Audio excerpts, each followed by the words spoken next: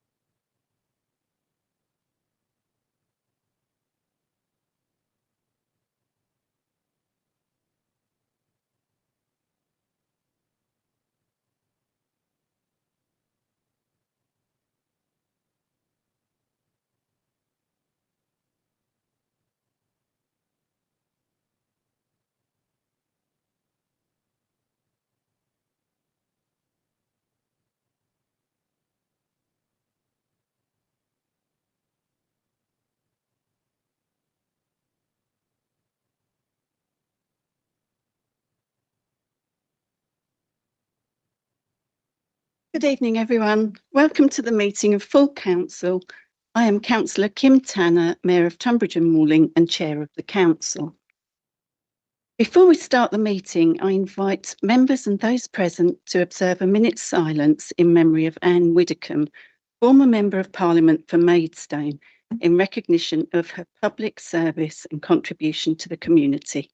Please stand.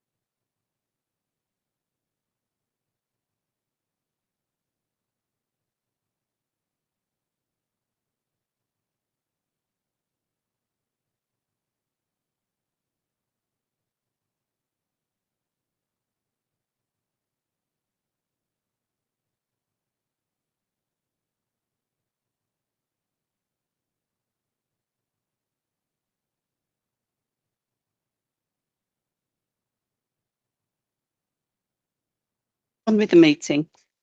Your attention is drawn to agenda item 1, which sets out the guidance on how meetings will be conducted, including the ground rule. For the benefit of those who may be observing proceedings on our YouTube channel, members and officers will introduce themselves when invited to speak. I'm aware that there is public interest in a number of items on the agenda this evening, and whilst members of the public are very welcome, there should not be any disruptive behaviour. If proceedings are interrupted, public gallery will be warned, and if the interruption continues, it could result in the public being asked to leave in accordance with Council Procedure Rules 10.9 and 10.10. Just so that you'll know, if gentlemen would like to take their jackets off, we are very happy to let you do that.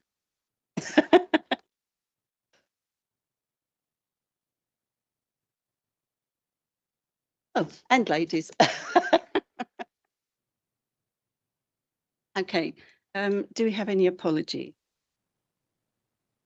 We've received apologies from councillors Banks, Crisp, Cornwell, and Barton and Dean. Thank you. Are there any declarations of interest? Annie?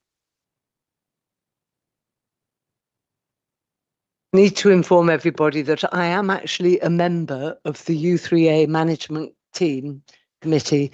I have not taken part in any discussion. Every time the committee has discussed it, it's been at the end of the agenda and I have left the room.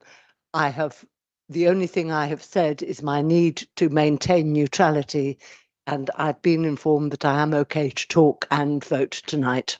Thank you. Thank you. Are there any others? Okay. I need to confirm as a correct record the minutes of the ordinary meeting of Council on the 12th of May 2026 as set out on pages 11 to 22. Do I have your agreement? Thank you. Mayor's announcements. So, firstly, the first couple of months have been incredibly busy for me. It's been amazing. I've had the best time going out to see all the different groups. There are far too many engagements to mention them all, but I feel that I should highlight a few. So I went to the reception at Lady Colgrane's house, the Lord Lieutenant's home, and that was held for mayors, new mayors and chairs, and it was fantastic. It gave us a really good opportunity to meet each other and to recognise each other when we're on the circuit together, which is often. So that was really lovely. I went to an armed forces briefing at the Maidstone Barracks. That was really interesting, a bit scary in today's world, but it was very, very interesting. I offered support on the stand for Scott's project at the Supercar Rally in Tunbridge, and we got to see some really amazing cars there.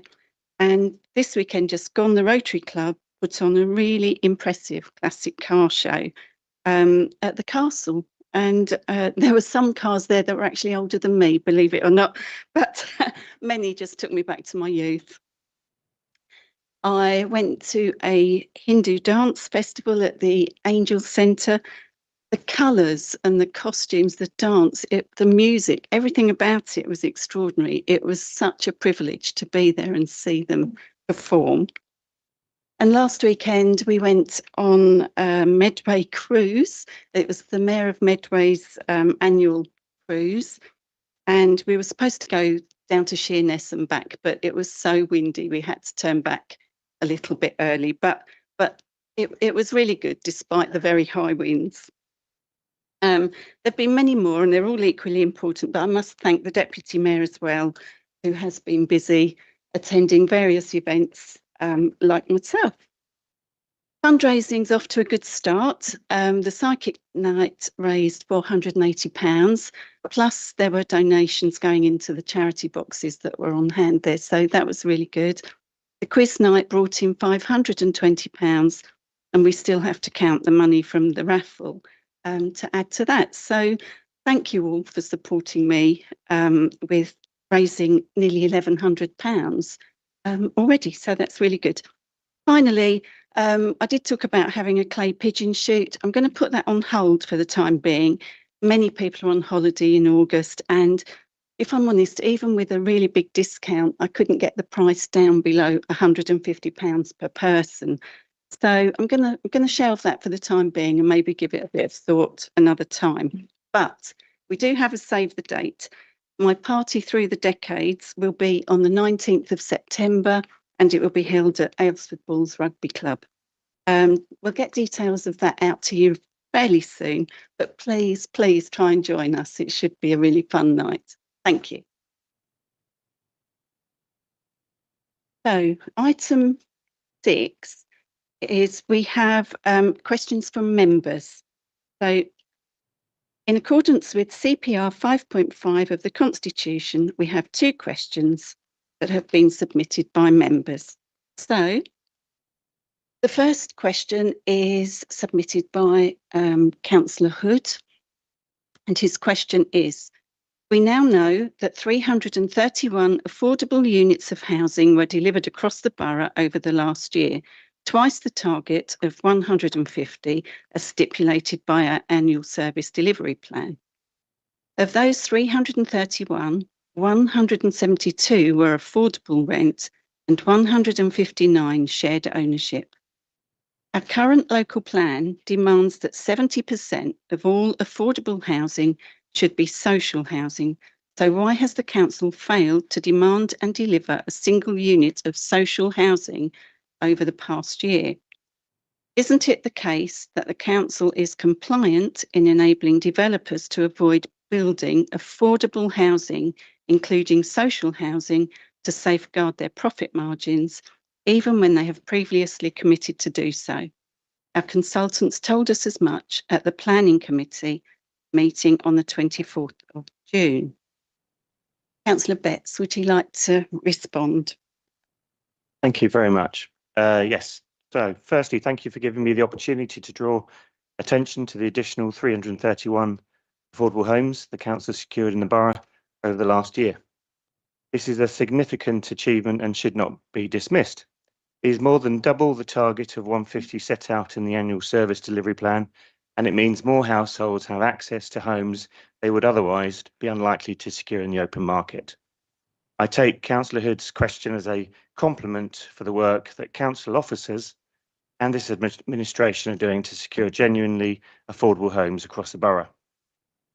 The council's adopted policy seeks a strong proportion of social rented housing, and we remain clear that genuinely affordable rented housing would work for some, but not all our households.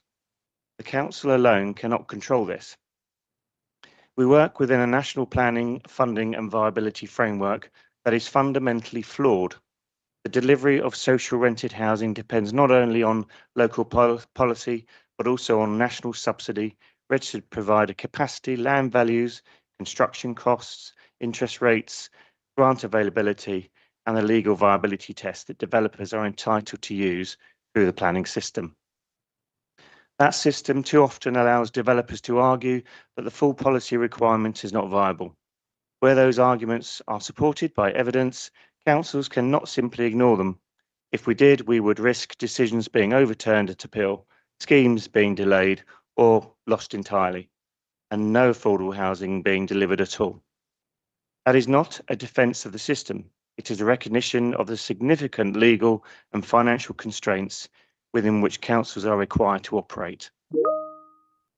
Members of the Housing and Planning Scrutiny Select Committee, including Councillor Hood, will recall a meeting on the 19th of May 2026 in which is agreed the Affordable Housing Delivery Protocol, which provides clear information on tenure mix, rent levels and the number of affordable units being provided in a scheme. I'm grateful for Councillor Hood for giving me the opportunity to remind everyone that he is a member of this committee and was present at that meeting and supported the Affordable Housing Delivery Protocol.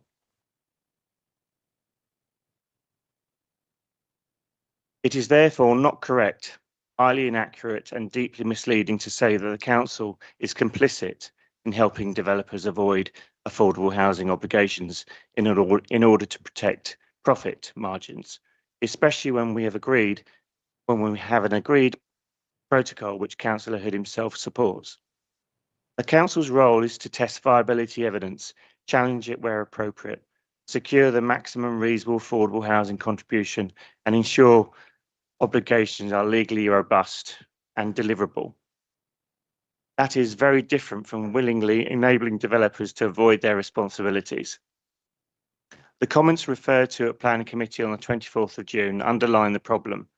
Viability can and does affect the type of tenure of affordable housing that is ultimately delivered. This is particularly the case in an area where land values and questions about viability can be most strongly evidenced by private landowners, developers, and housing associations alike. That is precisely why the council must continue to challenge developers, scrutinise viability assessments, and seek the best possible affordable housing outcomes. But it also demonstrates why this cannot be reduced to a simple claim that the council has chosen not to demand social housing. The council will continue to pursue social rented housing through work with registered providers, negotiations with developers, planning policy and future local plan preparation. But if government is serious about increasing the supply of social rented homes, it must reform the viability regime, provide sufficient long-term grant funding and give councils and housing providers the tools to deliver homes that are genuinely affordable to local people? Thank you. Councillor Hood, do you wish to come back? Yes, I'd like a supplementary question, please.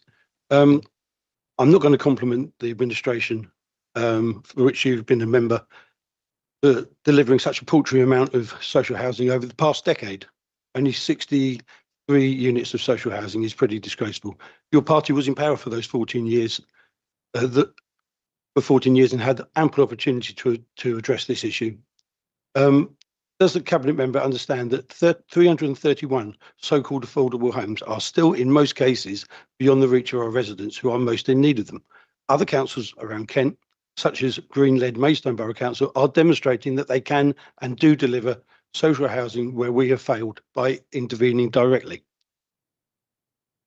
The council has employed consultants who have enabled a developer to allocate £7 million to a sustainable movement corridor, which has sucked up the potential funding which could have been allocated towards a 40% affordable housing target instead of the required 25% in that case.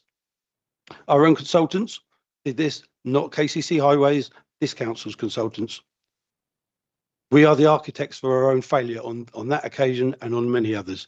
Has this council engaged in the social and affordable housing programme, which provides grant funding to support the delivery of new social and affordable housing to access part of the £27.3 billion worth of government funding to deliver new social and affordable homes outside of London? Thank you. Councillor Betts. Thank you, Councillor Hood. There were a number of questions in there and I didn't get to write them all down. But bearing in mind that I've had first-hand experience of this with my ward colleague in my own ward in Rootham, I can sort of speak from experience in trying to negotiate with developers. And I can tell you it's no easy task, even when you're a cabinet member for housing. We're dealing with the likes of Clarion that continually suggest that viability is a problem with affordable homes in terms of social rented and affordable rented. And this stems back to basically government not providing those tools to those housing developers to access social rented schemes more adequately.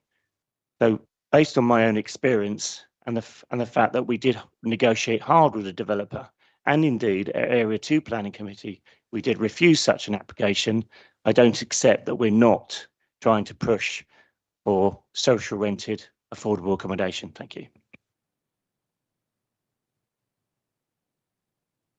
We have a second question from members. The question is posed by Councillor Mark Rhodes, and he asks, please can the Cabinet Member for Infrastructure and Tunbridge Regeneration confirm the capacity of the community meeting rooms in the proposed new Angel Centre and advise whether this is comparable with the size requirements for existing users of the community space at the current Angel Centre?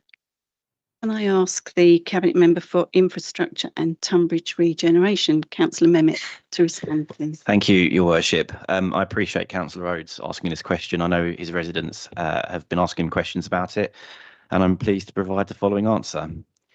The indicative operating capacity of the community meeting rooms in the new Angel Centre is as follows. Room 1 only, 60. Room 2 only, 60. Room 3 only, 124. Room 1 and 2 combined, 332. And then that would leave room 3 only at 124. The cumulative size of the three proposed rooms is 336 square metres.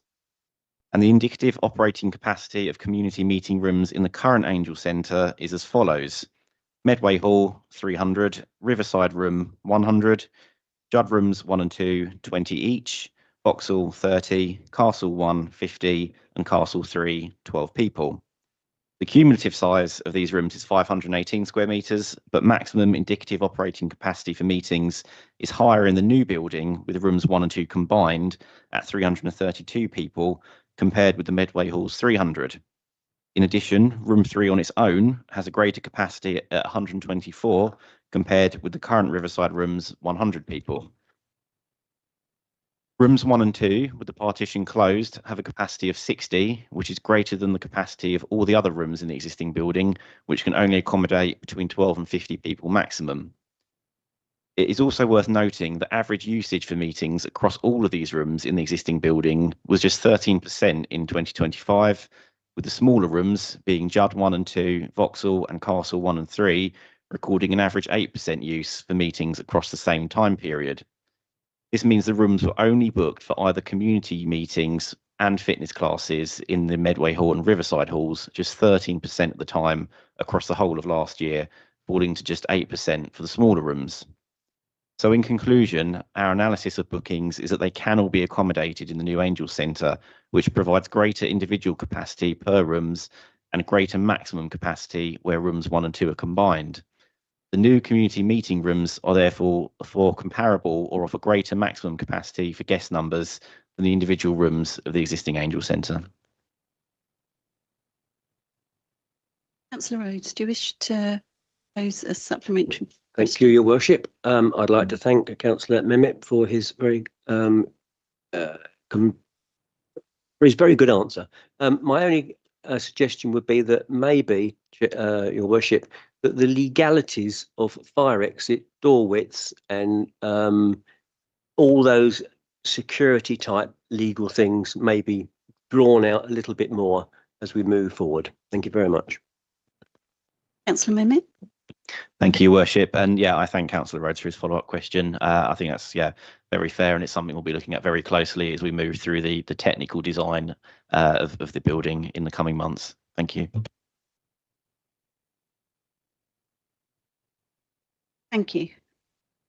Moving on to item 7, these are questions from the public. And in accordance with CPR 5.6 of the Constitution, 2 questions have been submitted by members of the public. The first question is posed by Mr. Nicholas Heslop, and he is asking the Cabinet Member for Housing what discussions he, Borough Council officers and the Borough Council's Housing Association Liaison Panel have held with Clarion Housing Association on prior communication with tenants and neighbours in anticipation of external building works being undertaken on Clarion Housing Association owned dwellings within the Tunbridge and Malling Borough area in regards of 1. Programmed start and finish times, 2. Potential for noise disturbance to tenants and immediate neighbours, 3. Requirements for safety equipment to be erected, and lastly, proximity of equipment to adjacent dwellings. And secondly, whether the Clarion Housing Association has informed Tunbridge and Malling Borough Council about protocols and procedures for engaging tenants and immediate neighbours on forthcoming property maintenance. I invite the Cabinet Member for Housing, Environment and Economy, Councillor Betts, to respond. Thank you, Worship. I thank Nicholas Heslop for the very concise and direct questions, and hopefully I've got some fairly concise and direct answers. So I can confirm that Clarion Housing have not had any specific discussions with the council regarding their subsequent communication with tenants and neighbours in anticipation of these external building works being undertaken at their dwellings. There is no statutory requirement for Clarion Housing to do so. However, the council would expect Clarion Housing to have as a responsible housing provider to follow legislation, guidance and good practice in relation to this activity, and the council has received no indications that this has not happened or that these works are a significant area of concern for residents. B. I can also confirm that Clarion Housing have not specifically informed the council of any protocols or procedures for engaging tenants and immediate neighbours of forthcoming property maintenance. There is also no statutory requirement for them to inform the council. As previously mentioned, we would expect Clarion Housing, as a responsible housing provider, to follow legislation, guidance and good practice in relation to this activity. It is important to recognise, in respect of both above points, that the council does not have any formal jurisdiction over Clarion Housing.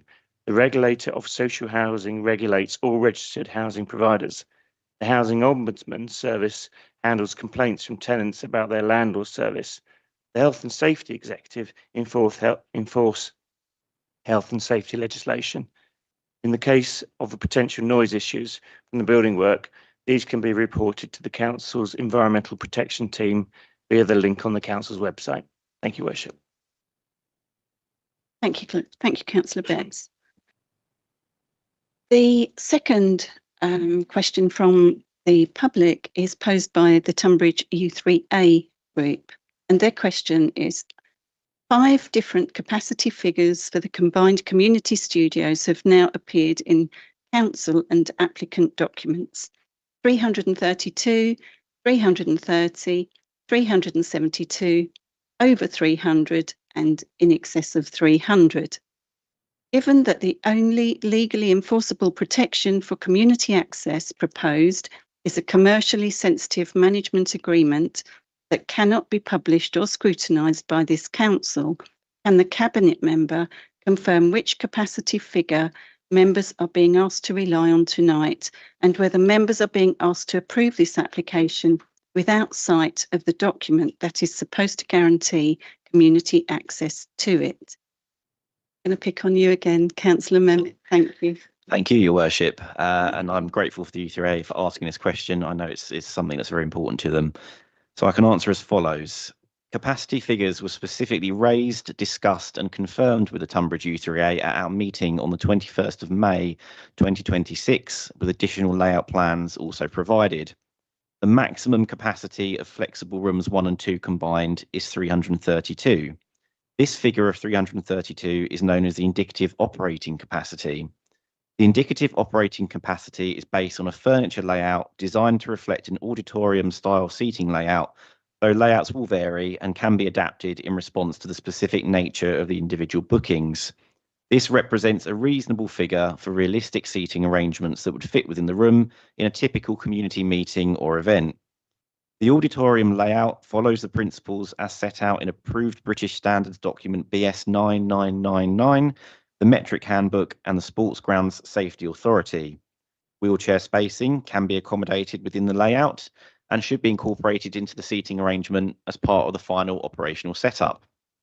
The maximum fire capacity is 372, which the operator would not be able to exceed, and this figure is derived through the independent fire strategy report undertaken by Marshall Fire Limited and submitted through the planning application process.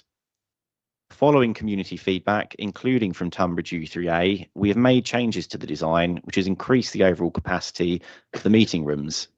These include addition of the retractable wall between room 1 and 2. This required an additional recess space to accommodate the wall when retracted. Additional storage was added to room 3.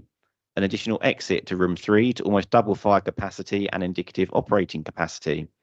And the curving of the southwest corner wall of room 3 to allow external circulation and escape.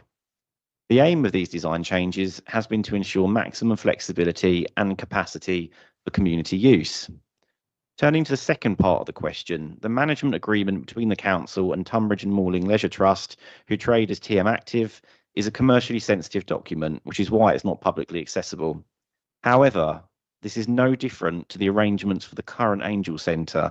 There is no Section 106 legal agreement mandating a particular level of community use in the existing building either.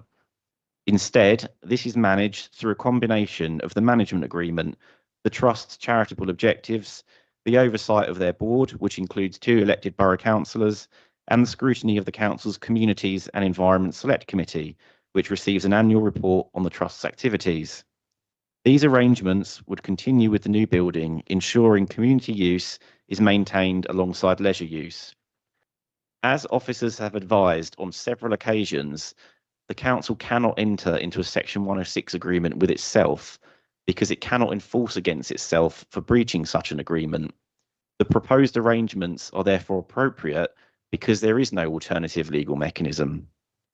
If planning permission is granted tonight, then the full project plan will be presented to full council on the 20th of October 2026, and all councillors will have full access to the management agreement ahead of that meeting, along with full details of the council's oversight on the trust's activities and annual reporting.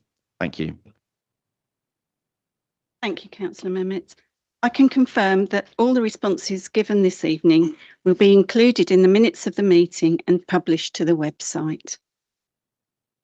Moving on to agenda item 8, it's leaders' announcements. So, Councillor Bolton. Thank you very much, Your Worship. I'd like to begin by reflecting on the tragic events of last week, which saw Anne Widdecombe murdered at her home on Dartmoor. As some of you know, I knew Anne and worked closely with her for several years in the late 2010s. In private, she was exactly as she was in public: forthright, opinionated, kind, and caring. Anne was also well known in our part of the world. She represented Maidstone and the Weald for 23 years, just next door to us, and was familiar and respected across Kent. Many in our community will remember her not just for her work as a prominent local MP, but also for her national political career and her subsequent broadcasting and television career. What happened to Anne should never happen to anyone, and is a reminder of the risks that come with being in public life, as we are at a local level. And I pass on my thoughts and deepest condolences to her family and friends. Turning to more uplifting news, I'm delighted that the flag of St. George continues to fly at Tunbridge Castle and will hopefully remain there until Sunday. It was particularly satisfying to receive a letter last Thursday from the Secretary of State for Housing, Communities and Local Government, Steve Reed, asking us to fly the flag. The problem for him was we were already doing so. So thank you very much to Des Kears as our flag monitor, amongst other things, to ensure that it was already flying. If the Secretary of State sent that letter after listening to us and seeing that we were flying the flag, it would make a nice change before he's sacked by Andy Burnham next week. Hopefully, though, one of the Secretary of State's final acts in office will be to make the correct decision on local government reorganisation later this week. A few months ago, we saw in some areas, particularly Hampshire and Norfolk, that the government ignored its own criteria and pursued proposals involving unnecessarily complex boundary changes. There were rumours over the weekend that this is what's going to happen in Cambridgeshire, and it might happen here. We will know if this approach is taken if the government chooses option 4D. This is the option which splits this borough between 3 different successor authorities and divides well-established communities, including, somewhat bizarrely, putting Leybourne and Leybourne Chase into different council areas. We shall find out soon enough, I hope, and as soon as we have any news, I shall let members know. Whatever the outcome and whatever the successor authority we have, there will be a number of issues that continue to bother that authority like they bother us. And one of those is water supply. Since I last gave leaders' announcements, we have had further periods of water outages, mainly because it's been too hot after being too cold during the winter. A few weekends ago, the Deputy Mayor and I were out there unloading pallets at the Moody Mare pub in Waterenbury on a Saturday night for residents who had lost their supply. I was hoping to be in the pub personally, but sadly we weren't. Fortunately, the leadership of South East Water has changed, which is very welcome, but it doesn't solve the long-term resilience issues. The new leadership's going to have to confront those challenges directly. Unlike South East Water, I like to think that our teams have done a much better job at serving residents in this hot weather. And given the number of heat waves we seem to have had in recent weeks, I want to pay tribute particularly to all the staff of this council who work outdoors for continuing to do their job so well in searing heat. Whether they be civil enforcement officers, our parks team, grounds maintenance staff, or our waste crews. Drivers and loaders have been starting at 5 o'clock in the morning on the hottest days, and I think apart from one breakdown, this service has been seamless, and we've received very few complaints from residents about early bin collections, because I think residents completely understand that it's irresponsible to be doing this in the middle of the day, much rather do it early in the morning. So huge thanks from me to all our staff in those departments. Another team who work outside are the Safer Neighbourhoods team, whose presence was particularly notable a couple of weeks ago as we marked Antisocial Behaviour Awareness Week. Now, many awareness weeks, there seems to be lots nowadays, pass by with little notice, but this one was particularly relevant. The timing is important. We know in the summer months that certain forms of antisocial behaviour become much more prevalent, whether they be large gatherings around rivers or lakes, or the impact of noisy car meets. So a huge thanks to the Safer Neighbourhoods team, who've really done a tremendous job so far. They've been working very closely with Kent Police to tackle antisocial behaviour and continue to maintain a visible presence across communities. A few weeks ago, I was refereeing at a football tournament at Ditton, and lo and behold, the Safer Neighbourhoods team were there. They promised they weren't there to keep an eye on me, but what they did do very well was deal with some issues from some people who were trying to disrupt a family-friendly event. And it was a really good demonstration to members of the public of the super work that they do. Another popular community event that's becoming somewhat a fixture of the Tunbridge social calendar is the Tunbridge Business Awards. And this year, the council was proud to sponsor the Hair and Beauty Award. Jeremy Whitaker, our Economic Regeneration Special Projects Manager, served on the judging panel, and I had the pleasure of presenting the award. The irony was not lost on anyone of me presenting an award for hair and beauty. But I did have the opportunity to congratulate Concept Beauty Clinic on Cannon Lane in Tunbridge for being the winner of this year's award. Now, they were very delighted, the team from Concept Beauty Clinic, after they won the award, and in their excitement afterwards, they offered me some beauty treatments. As you can see, I've not yet taken them up on that offer. The next event in Tunbridge that I'm particularly looking forward to attending is the opening of the long-awaited banking hub, which is in the former Wimpy on the High Street next to the Pavilion Shopping Centre.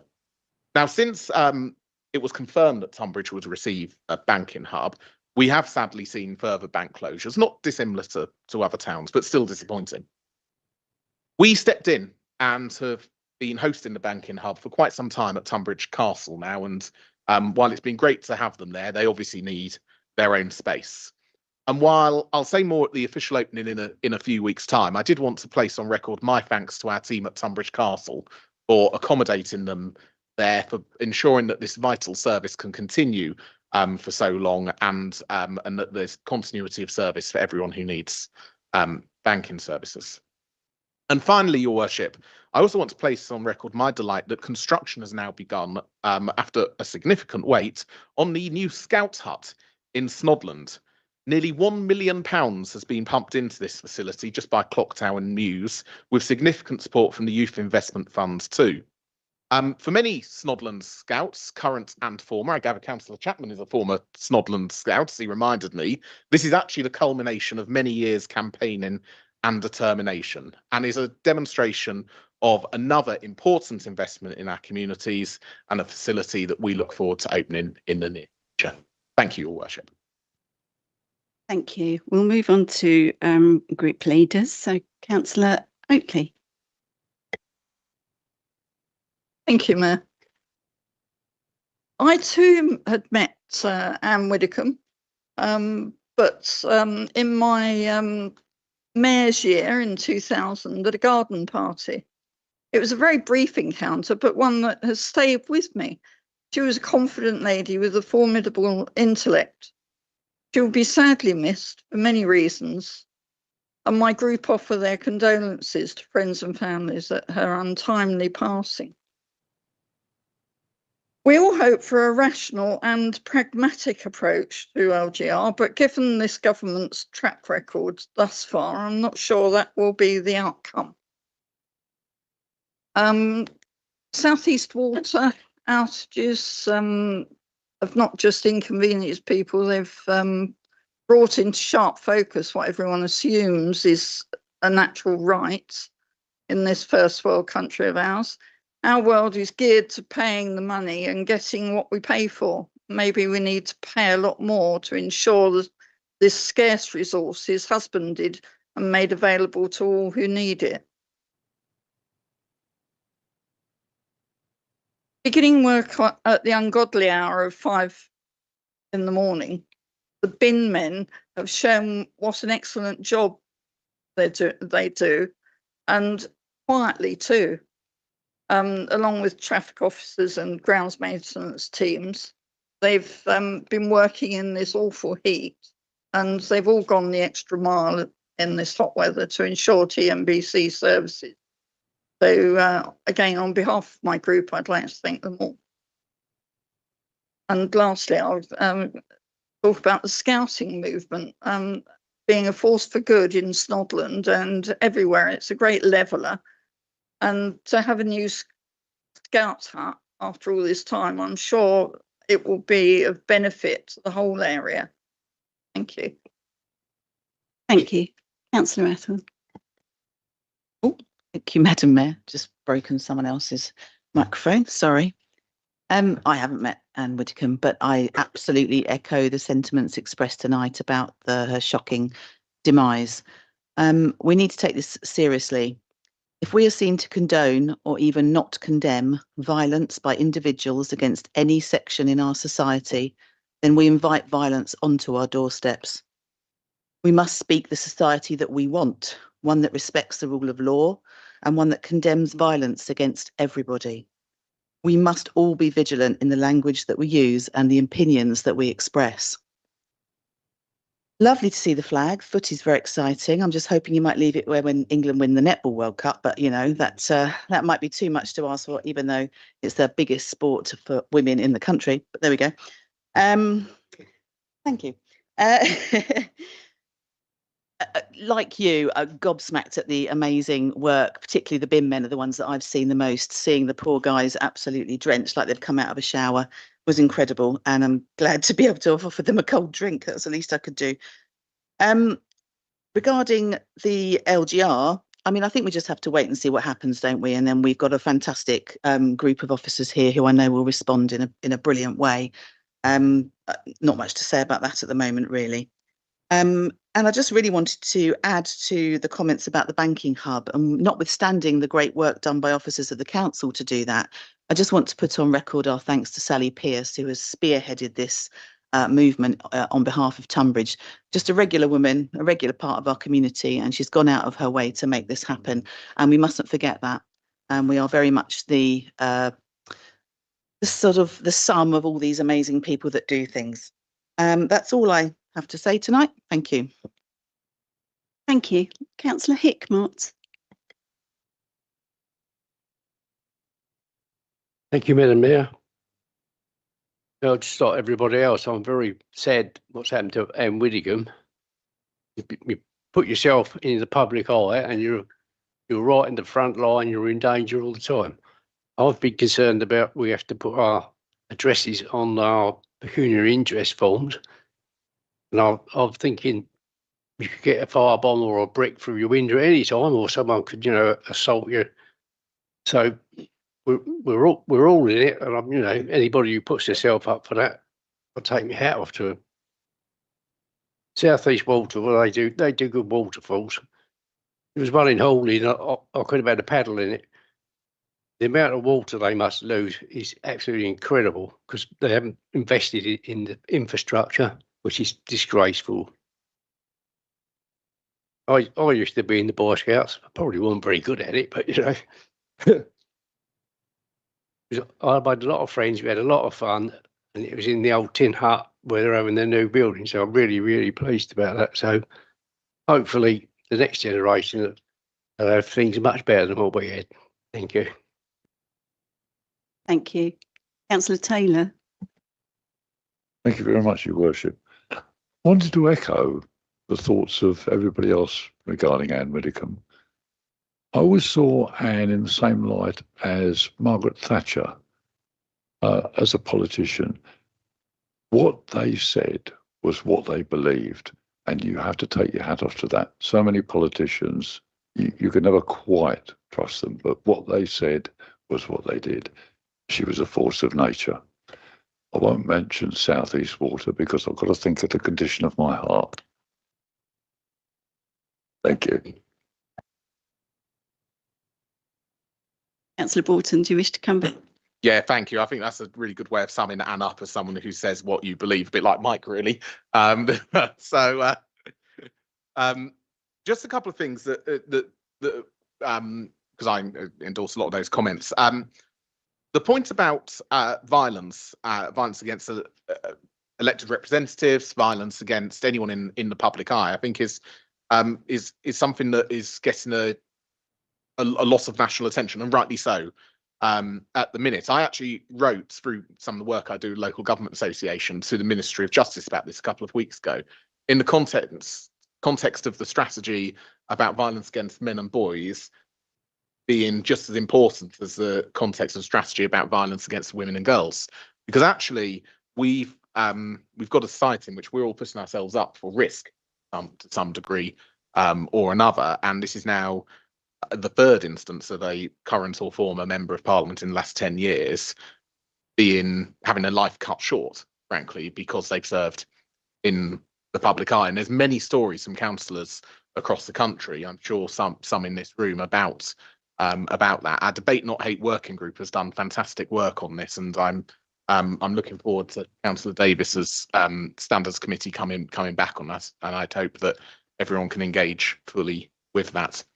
The other point I just mentioned, something that Paul picked up on about addresses and addresses on ballot papers, addresses on DPIs. Adrian wrote to us all a couple of weeks ago informing us of the new legislation, which is good, and it's a good step in the right direction. What would be a better step in the right direction would be if the Labour government actually pushed forward this particular clause that they've got in the representation of the people's bill that's going through Parliament at the minute, which would give further protections, particularly for candidates and agents in elections.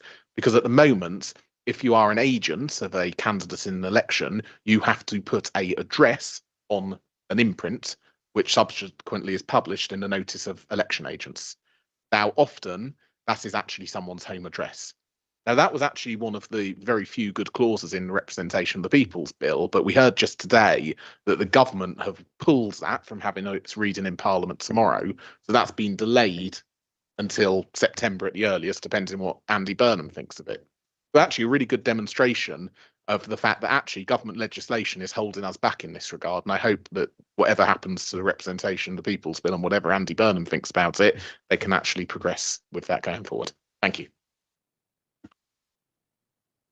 Thank you all.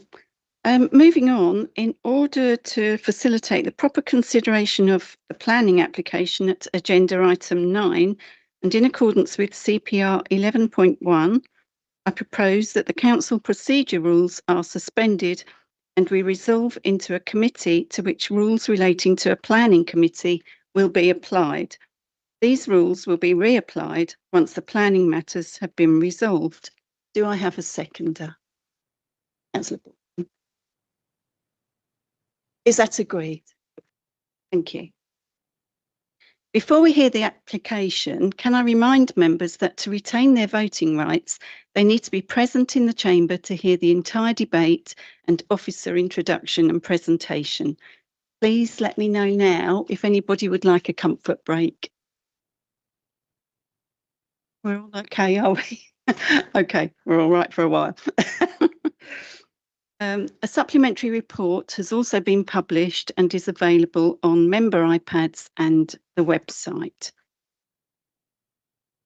As this is a new planning application, public speaking is allowed for this item. Is Adrian here? No, Adrian's. Oh, he's moved already. Okay. With Adrian moved over to the public gallery, we have Giles Atkinson online who will provide our legal support. So, Matthew, can I pass on to you, please? Thank you. Thank you, Mayor. Good evening, everyone.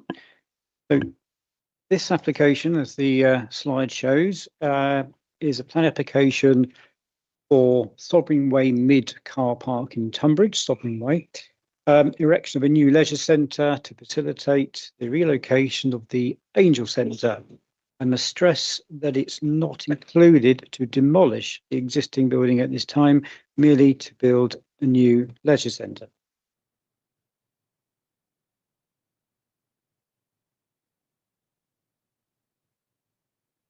Right, before we look into the actual scheme itself, I'd just like to remind the council that This is indeed a planning application, as been said before, and so the duty under section 38(6) of the Planning Act, it must be determined solely and purely on planning merit grounds and no other issues at all.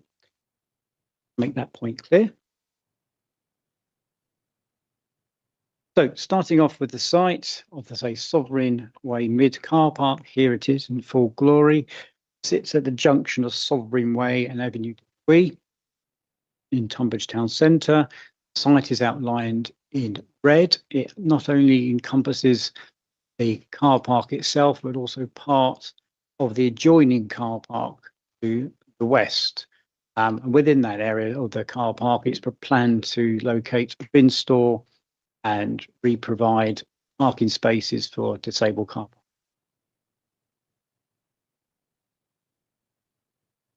Right, next up some slides, some photographs of the site itself. This is taken from Avenue Twee to the south of the site, looking north at the car park it exists.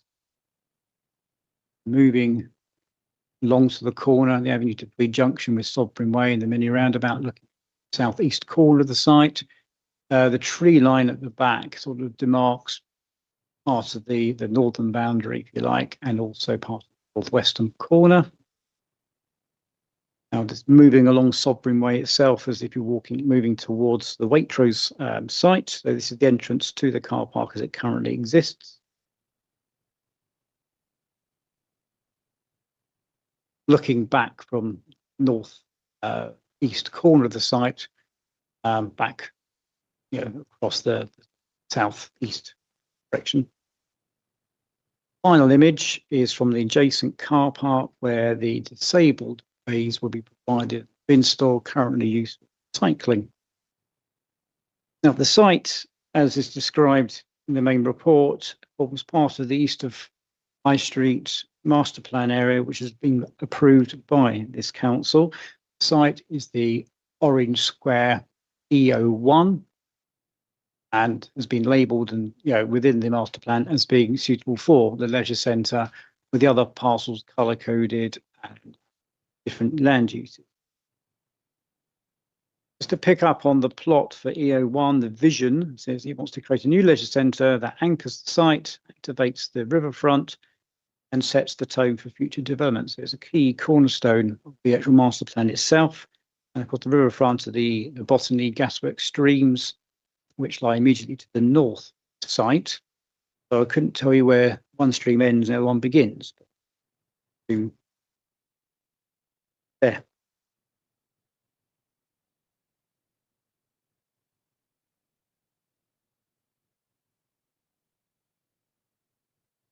Now, just a brief overview of the application before we look at some colourful slides. So it's a replacement for the Angel Centre.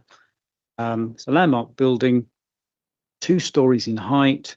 It will contain 4 sports hall, 3 studios, which have already been described during the night's meeting already, 2 of which can be combined into a larger space or divided separate. Soft play cafe, a spin room, a gym, fully accessible, including a changing places room, wellness hub. As I said before, there'll be disabled car parking provided as well. Looking at the site layout, here's the building centered within the site. It will occupy much of the footprint as allocated there. Just as if I can indicate, this corner down here is outlined in the blue land. This land here is actually part of the application site, but is in the ownership of Kent County Council, which is why the building has been placed within the Tonbridge and Malling part of the site. On the west side of the site, we made the footpath down the edge and also along the north.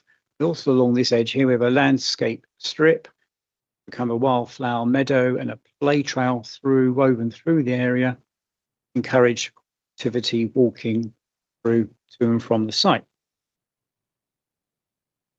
This diagram showing the building in the context of existing trees. These are blue circles. As the report states, there are 2 trees. This one here we removed. This is an ash. smaller tree here is a sycamore. They're the only two trees planned to be removed as part of the application. Looking at the ground floor layout here, so here are the three studios. 1 and 2 can become a larger studio. 3 will be a separate one. Sports hall, this side of the building. Storage are in green. Circulation space throughout the whole building. And this on the corner here will be a new soft play centre and cafe. This is the wellness hub, ground level in reception area with lift access and stair access to the upper floor. Matthew, can I interrupt you? Can you speak a bit closer to the microphone, Sorry. please? Thank you. I apologise. The upper floor, the first floor, there'd be a void above the sports hall, as one would expect. And next up, the purple area is the gym area. A dedicated spin studio on the northern side of the entrance. And that will be a void up here above the play area. 2 stories, no doubt.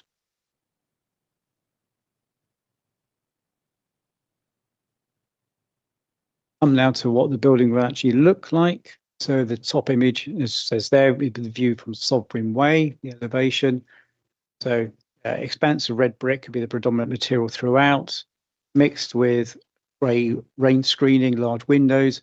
But the brickwork will be laid in different patterns and panels to provide extra texture. There's also a green living wall which will wrap around onto the Avenue de Puy frontage as well. The other 2 elevations, the top slides to the north, which will front onto what will once become the River Walk linear park through the master plan area. So that's where the entrance is provided. Is in here. And then the last wall on the western side, which fronts onto the green space we've seen, and the car park to the west, will look like that. And again, they've used different panels of brickwork, try and break up the monotony of the elevation. So we have different textures, recesses, and vertical breaks as well. CGI images of what it would look like based on the elevations. Here we are. So this is the entrance, or Sovereign Way, north corner. The welcome entrance, if you like, from that direction.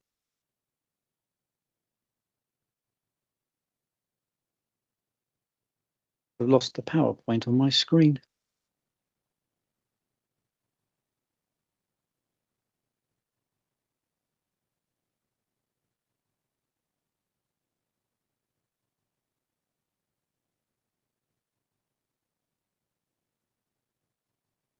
So this is the corner of Avenue de Puy. Obviously, we would have seen the photograph earlier in the presentation about what it looks like now. So this is the junction, Avenue de Puy on the left, often way round, wrap around to the right. How the building presents itself on that corner. Now, as reported in the main report, there have been a number of representations received from third parties. Over 147 plus a few more reported in the supplementary report now, but the number of issues raised are relatively few and focus on the use of the building, community use of the building, which is discussed in great length in the report. But I thought it'd be useful to show the paragraph that precedes policy CP26 of the local plan, which describes for that policy what it defines as being community facilities or services. And indeed, they do include a wide range of things, but recreation, amenity, space and sport are included within the definition of community uses for the benefit of the policy. That ends the presentation. Thank you.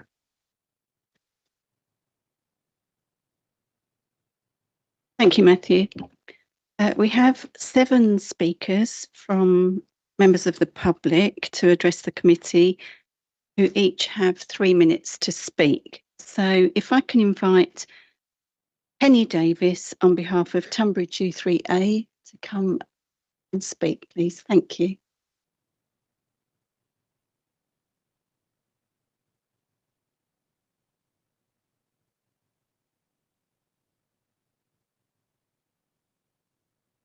Good evening, Mayor and members of the committee. My name's Penny Davis. I'm the Management Committee's appointed name objector for Tunbridge U3A, and I speak this evening on its behalf. Our written representation explains our concerns in detail, but this evening I would like to focus on one central question for members.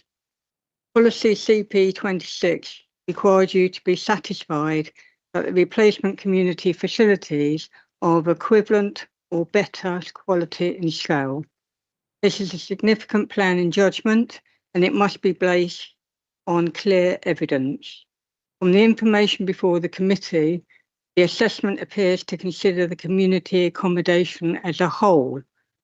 The difficulty is that an overall assessment can conceal what is actually being lost, because it looks at the total rather than the individual facilities that communities depend on. The Midway Hall has understandably received most attention, but that is only one part of the picture. The existing Angel Centre also provides the Riverside Suite, 6 indoor sports courts, meeting rooms and other spaces used every week by local organisations. This proposal reduces the number of indoor sports courts from 6 to 4, and the evidence before you indicates that other facilities are not being replaced on a like-for-like basis, and in some cases will not be replaced at all. Planning policy is not concerned with averages. It is concerned with whether the facilities that people actually use are being replaced by equivalent or better provision. This is not simply a presentational concern. It leaves the conclusion open to challenge because it has not clearly demonstrated how equivalent has been assessed. But before reaching your decision, I respectfully ask each of you one simple question. Has each significant community facility been individually assessed on its own merits, or has an overall assessment been allowed to stand in place for careful room-by-room consideration of what policy CP26 requires? If that question cannot be answered with confidence, I respectfully suggest that the committee cannot yet be satisfied that the requirements of policy CP26 has been met. Thank you.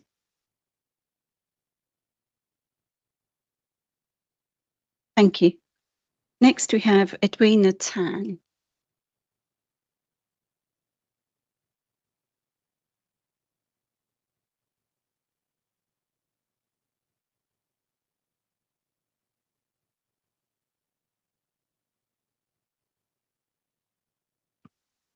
Good evening, Madam Mayor and Council members. My name is Edwina Tan, and I'm a resident of Tunbridge. I'd like to thank you for your work in the borough. I submitted an objection because I'm concerned about what the community might lose. Number one, the Medway Hall is much more than just another room in the Angel Centre. For many years, it has provided a dedicated space where community organisations have held larger meetings, talks, sales, performances, Hindu dance festivals, forums, exhibitions and events that cannot be accommodated in ordinary meeting rooms. The officer's report concludes that Studios 1 and 2 combined provide an equivalent replacement. But a multi-purpose studio intended to support a range of sports and fitness activities as well is not the same as a dedicated community hall. The spaces have different functions and demands. An obvious difference is the lack of a stage with audio-visual facilities and a screen. Also, can the storage house 200 plus chairs, tables and hospitality equipment currently used by some groups, as well as games and fitness equipment used by others? So large flexible community spaces and a specialist fitness facility is not interchangeable. Equal floor area doesn't ensure true equivalence. The second point is that the proposal significantly seems to increase gym and studio accommodation while reducing the number and area of other community rooms. The new facilities will undoubtedly be value, and it does look lovely, but it will serve a different purpose. The overall balance of community provision is changed, and for me, this does raise a red flag. 45% of Tunbridge's 41,000 population are already over 50. Medical evidence warns against impactful physical activity for older age groups, no matter how much we would like to have a go. So community space for other activities is going to be increasingly important for our population demographic. People who have spaces to meet friends, develop group interests, remain socially connected, and enjoy stimulating intellectual activity do stay healthier longer. They see the doctor less. They spend more money locally. They help each other more and develop their own activities. They cost their community less and they do more for it. Provision of equivalent dedicated community space is an investment. Sorry, you're out of time. Thank you. Thank you.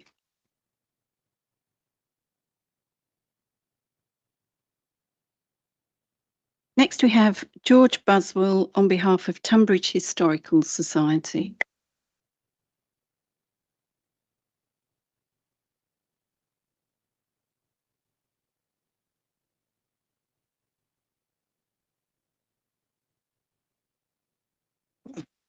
Thank you, Madam Mayor, Council members.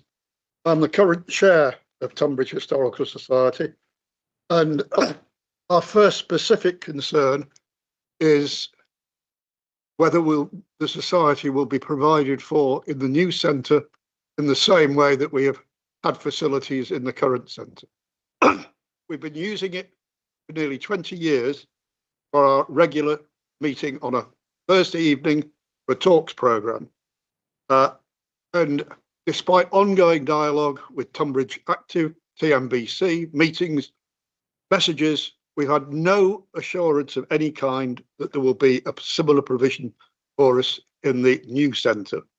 My concern is, as has been widely expressed, the multi-purpose studios sound quite an efficient way of maximising use, but my concern is whether they will meet the requirements of group meetings and whether there will be a conflict of interest in that if you have leisure activities, which will predominate? Will there be a place for community group meetings to use those facilities in the evenings, for example, or will they be reserved for leisure facilities? A wider issue, which has been expressed, is the functionality of the proposed rooms.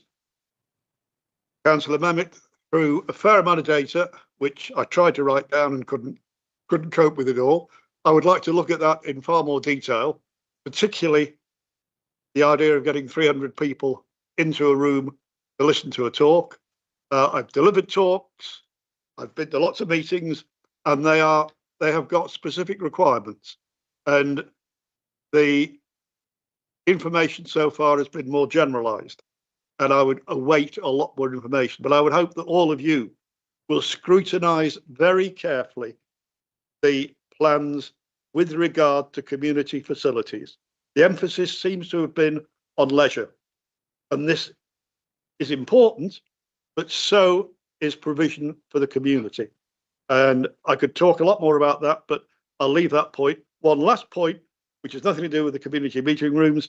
As a historical society, in our submission, we urged that full advantage is taken of this development to carry out a full field geoarchaeological survey.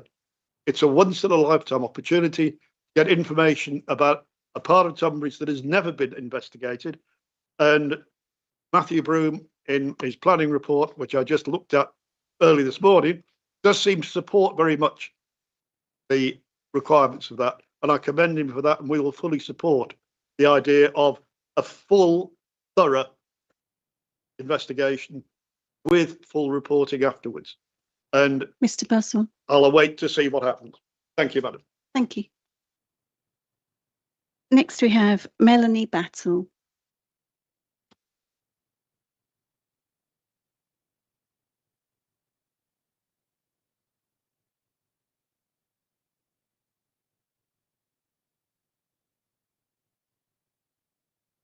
Hello, my name's Melanie Battelle. I'm the treasurer of South Tunbridge WI. Our WI meets regularly in the Riverside Suite at the Angel Centre. If this new Angel Centre is to replace the existing one, accessibility must be an essential part of deciding whether it's equivalent or better. Accessibility is not simply about getting into the building. It's about being able to participate fully once you are inside. Many people who use the Angel Centre live with hearing loss or other disabilities. That is certainly true of our membership. For them, details that may seem small make real difference. And they hear clearly throughout a meeting, and they see and be seen. The existing Angel Centre provides hearing loop facilities and presentation spaces, including a stage in the Medway Hall. From the information available to us, however, it remains unclear whether the replacement building will provide fixed hearing loop systems in its principal community rooms or an equivalent stage and presentation facility that is fully accessible to everyone. The council has duties under equality legislation to consider the needs of disabled people when making planning decisions. The replacement community building should be an opportunity to improve accessibility, not introduce uncertainty about facilities that many people already rely on. Scheduling is another major issue. South Tunbridge WI has a hire agreement with in the Riverside Suite from 7 until 10 p.m. on the second Tuesday each month. Sorry, excuse me. Can you confirm that we will be able to secure a suitable space in the new building at the same time and on the same date each month? As proposed, as the proposed studios will be shared with dance, fitness and other exercise classes, we are concerned that the availability may be more limited. A regular monthly meeting booking is essential to our members. What assurance can we have that with the new centre, the continuity will be maintained?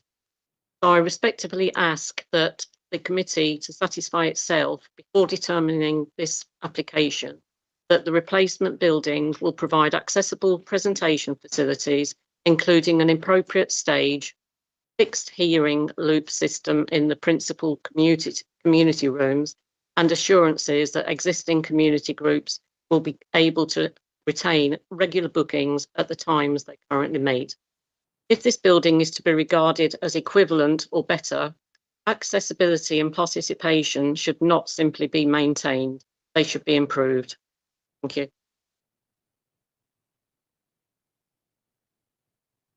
Thank you.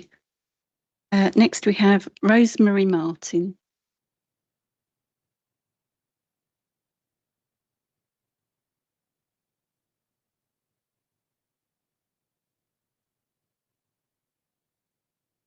Good evening, Mayor and members. Thank you for the opportunity to speak. I would like to use my time to focus on one issue only, whether in practice, the proposed multi-purpose studios will actually be available for community groups to book. The current Angel Centre provides 8 dedicated community meeting rooms of varying size alongside its leisure facilities. The proposed building replaces those with just 3 multi-purpose studios. If these multi-purpose studios are being relied upon as equivalents or better provision, the committee also needs to be satisfied that community groups will genuinely be able to use them.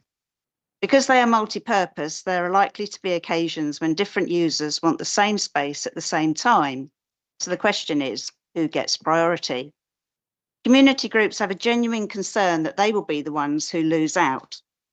As you have already heard from Tunbridge Historical Society, there's genuine concern that they will not be able to meet on the same day at the same time as they do now. So before a single brick has been laid, there is already reason to believe that established community bookings could be displaced by the fitness programme or other commercially driven uses. Is that really the outcome that you want? Last Friday's weekly update from TNBC stated that the new centre aims to better meet the needs of residents while remaining at the heart of the community. If that is genuinely the council's intention, then there is a very simple way to demonstrate it. Please make any planning permission conditional upon a legally enforceable agreement that gives existing community groups priority to retain their current booking slots wherever reasonably possible, and gives community use clear priority within established and acceptable parameters when future bookings are considered. By legally enforceable, I mean an agreement that will survive long after today's management arrangements have changed and long after this council itself has ceased to exist following local government reorganisation. This is not a new request. It has been made repeatedly during this planning process by Tunbridge U3A and by others. That is why we find it so concerning that the Planning Officer's report does not address this issue at all.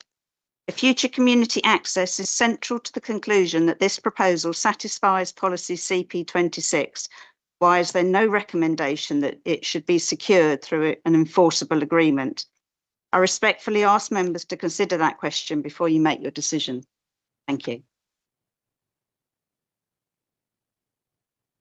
Thank you. Next we have David Bell.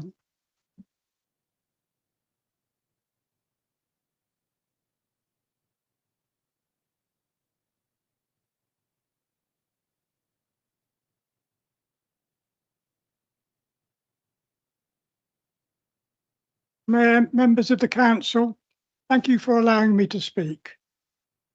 I wish to speak about one issue: how to ensure that the community will have confidence that the new Angel Centre will serve the whole community as effectively as the existing building.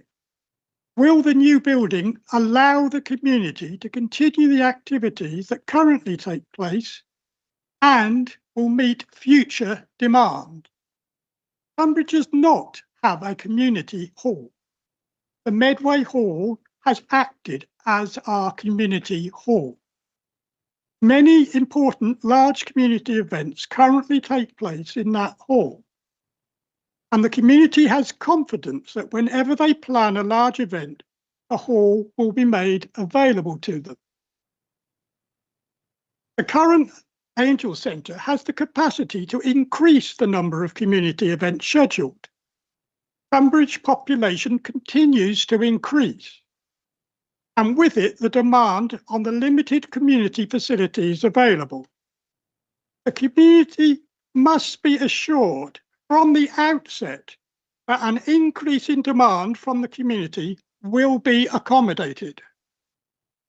The council has so far been unable to provide Tunbridge U3A and other groups with the assurance that the local organisations will be able to book the multi-purpose studios whenever there is a reasonable demand.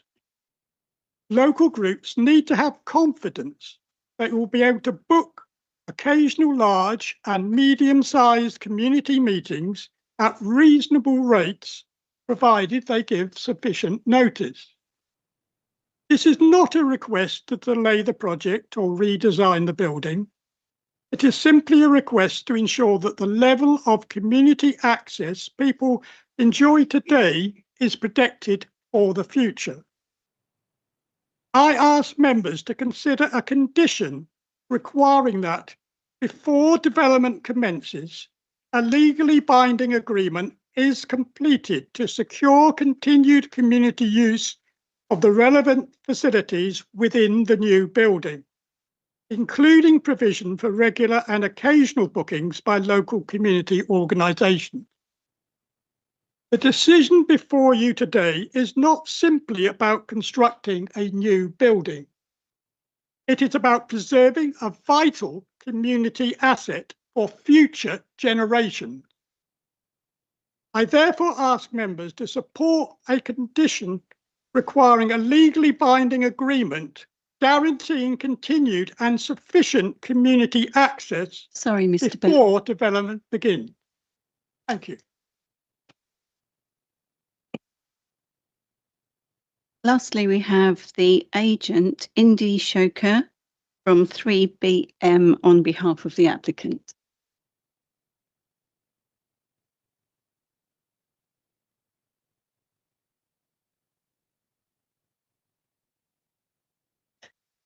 Good evening all. Thank you for the chance to speak. So I'm Indy. I'm from a company called 3BM. We're acting on behalf of the applicant, CNBC Leisure. I think the committee report is pretty thorough, so I don't wish to repeat too much of what's already in there. I would like to add some context, if I may, that perhaps is not covered in the committee report, just to help the discussion tonight. So project journey, I think it's important to recognise that the site is embedded within a recently adopted master plan. Work has been ongoing on this project for some time in collaboration with planning officers and urban design and indeed the local community. There have been two notable pre-application consultations that have occurred from the applicant engaging with the local community, and that's received around 1,500 written responses. That's documented in the planning application. And there's been an overwhelming majority in support of the project, which I think should be noted. The engagement continued after the application was submitted. So there's been a lot of talk before the planning application, and that engagement has continued afterwards as well. Again, with officers, with urban design, with KCC highways. All of these conversations have had a positive impact on the scheme and the designs that are embedded within the drawings. And some of those conversations have also involved some of the speakers that have been talking tonight. And I think our view on this is that actually the conversations have been really constructive because changes have been made to the internal layout of the project as a result of those discussions, and they're embedded within the drawings, which hopefully get approved today. So they're positive, constructive changes that have been made to the scheme as a result of discussions with the local community. CP26 has been talked about a lot, so I think that's probably worth mentioning. It's talked about in the committee report, I think around about section 6.5. And I think it's important to recognise the thrust or the spirit of that policy and what it's trying to achieve. And in the pretext to that policy, I think Matthew perhaps mentioned this earlier as well. It talks about community uses not just being about meeting areas, they're about leisure areas, they're about sport recreation, they could be informal play, could be cafes, could be schools, education spaces. And what we're trying to... Mr. Shaker. Oh, okay, yeah. So we're looking at a deliverable scheme that's viable and policy compliant, and we hopefully members will support. Thank you. Okay.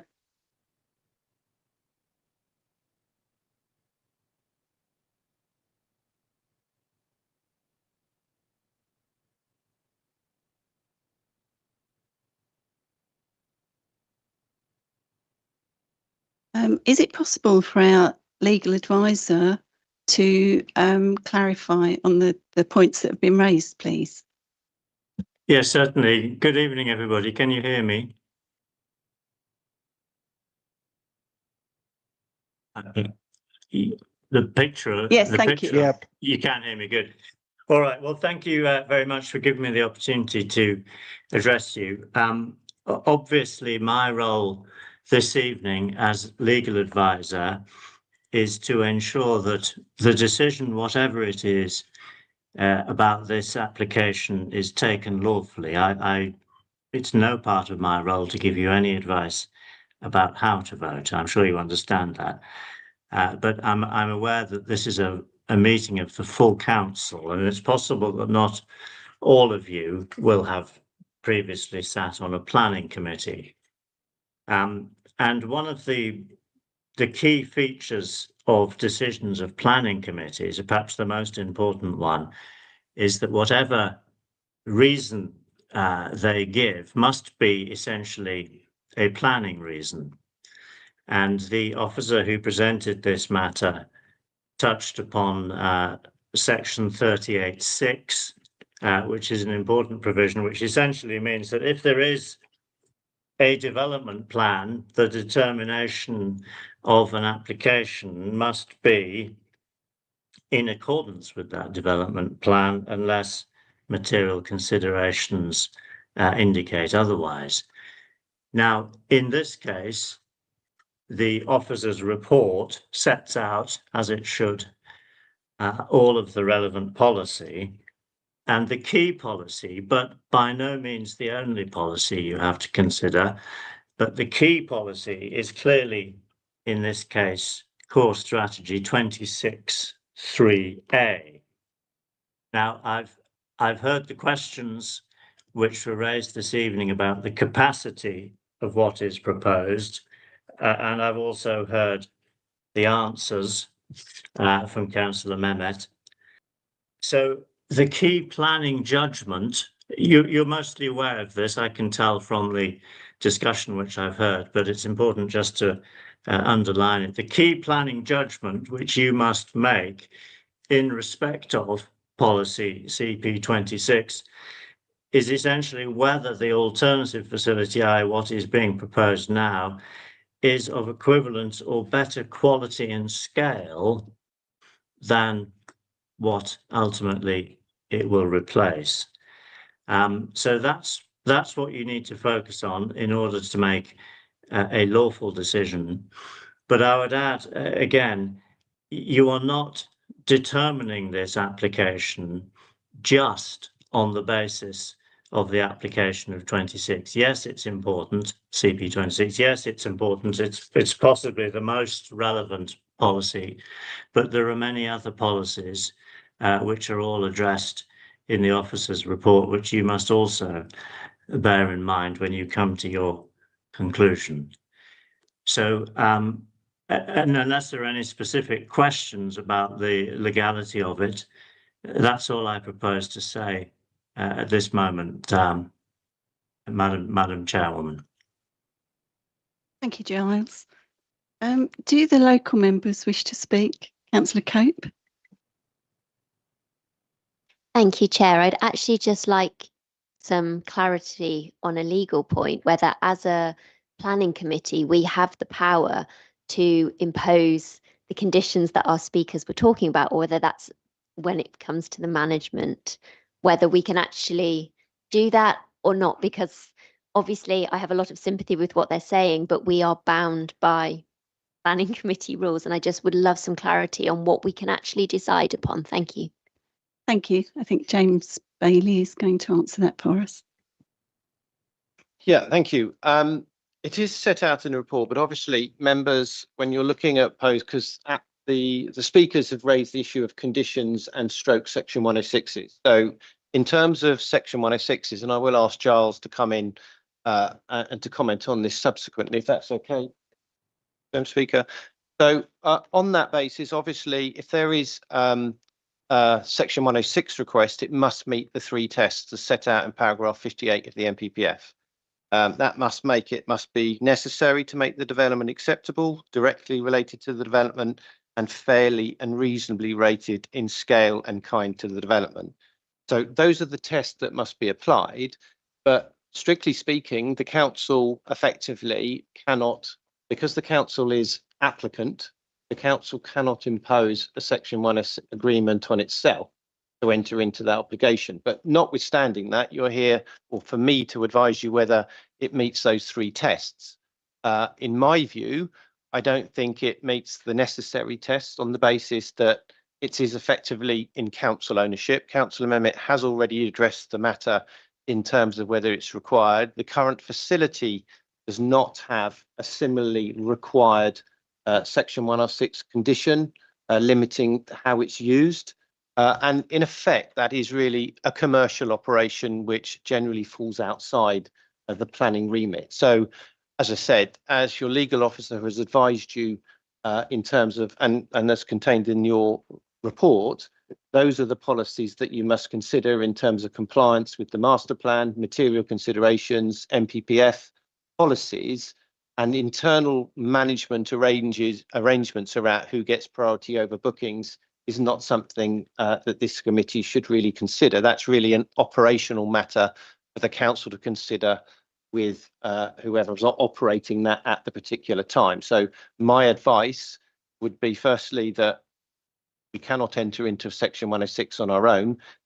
You're then into a condition requirement, But in both circumstances, is it necessarily relevant to the development, i.e. is it needed?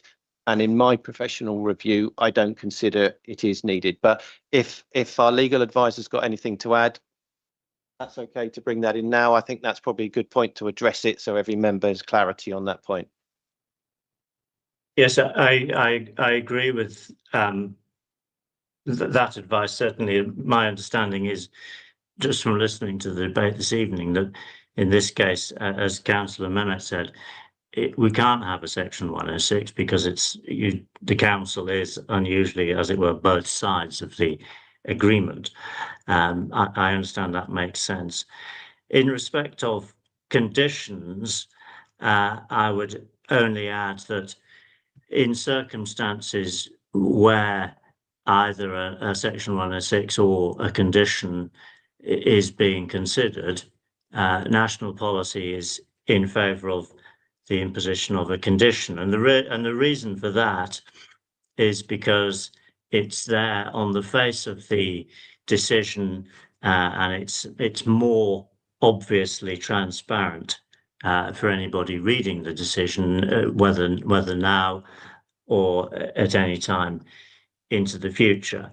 So I would say that I think as a matter of law, there is nothing that prevents a member from suggesting a condition is added to the effect, as discussed, that existing members of the community who have an arrangement with the current leisure centre may be given some preference. But that said, I understand also and agree with what James has just been saying, that it is essentially a commercial matter for the operators, and it may well be that such a condition, if imposed, would fail the necessity test, which applies to condition. There are 5 tests, or 6 tests for conditions, which are broadly similar to the requirements for a section 106. So, Mr. Atkinson, I think I need to stop you there and so I was just we going to say move on. one more thing, and I think I Okay. heard Mr. Councillor Mehmet say that the management agreement, I'll be corrected if I got this wrong, is going to be presented at the later committee or council meeting in October if permission is granted. And it may be that something about this point could be inserted in that document to satisfy the point raised by the councillor today. Thank you. Do either of the other local members wish to speak? No? Oh, Councillor Hood. Thank you very much, Madam Mayor. I can hear from our speakers that they're disquieted by the fact that we are waiting for the management agreement with the Leisure Trust to be agreed, and that they are seeking assurance that they will still get some kind of minimum service level through this that can be a safeguarding of the minimum service level that they can expect once the new building has been constructed. I understand, and I've listened carefully to all of their comments, and I think most of their comments will be assuaged by the agreement of that management agreement between the council and the Leisure Trust. I would also have more assurance if there was if I heard Mr. Atkinson correctly, that we could have it would be possible to have a condition that construction would not be able to start until the management agreement between the council and the Leisure Trust had been signed and agreed, and that can be and a lot of these issues can be sorted out and clarified at that subsequent meeting, which has just been mentioned, because I think that is when the nuts and bolts of how the building is going to be used will be clarified. But is there a possibility that we could have a condition which would prevent the construction until the management agreement has been signed? James, do you want to? Sorry, could I just chip in at that point? I didn't, the condition I was suggesting is maybe suggested and added was simply to do with the some sort of restriction, possibly, so that preferential treatment to existing customers. I wasn't suggesting that there be a condition imposed which prevents development until the management agreement is agreed. So sorry for the confusion about that. I don't think such a condition would pass the 6 tests which I was mentioning earlier. Thank you. There are a few people indicating they want to speak. So the next to speak is Councillor Kears. Thank you very much, Madam Mayor. Just to bring some context to what the discussion is around the management agreement, I can certainly say from my portfolio of working with the Leisure Trust, the management agreement is in advanced stages and it's being worked through now, and it will come to a full council in October. So that'll be discussed then. And the question there about a condition to not have any building take place until then, it certainly won't, because it will be debated here again in October, the full management agreement. Just wanted to make that clear. Thank you. Next we have Councillor Taylor. Thank you, Your Worship. I think we should be grateful to the members of the public who've turned up tonight and spoken so passionately about this. And it's that passionate community involvement over the last couple of years that has allowed the project board to bring this to fruition. But what they're asking for is the remit of the management board that is set up at some time in the future. What we are here tonight to discuss is whether this planning application is sound and compliant, and everything else is irrelevant to the discussion tonight. Thank you. Thank you. Next we have Councillor King. Thank you, Your Worship. Just a couple of main points. I'm a member of the U3A, so that's a declaration of interest. I enjoy the facilities they provide. I attend meetings in the Medway Hall, and I think they're brilliant. The other thing is I'm a Tunbridge member, and I, along with others, are really concerned that this is a facility that is useful to all. I'd like to to acknowledge the fact that this project has been a complete cross-party exercise. Everyone has contributed with basically positive contributions, and also have been really, really keen to take into account this issue of community use. In fact, it's been the one dominant point that's come up repeatedly.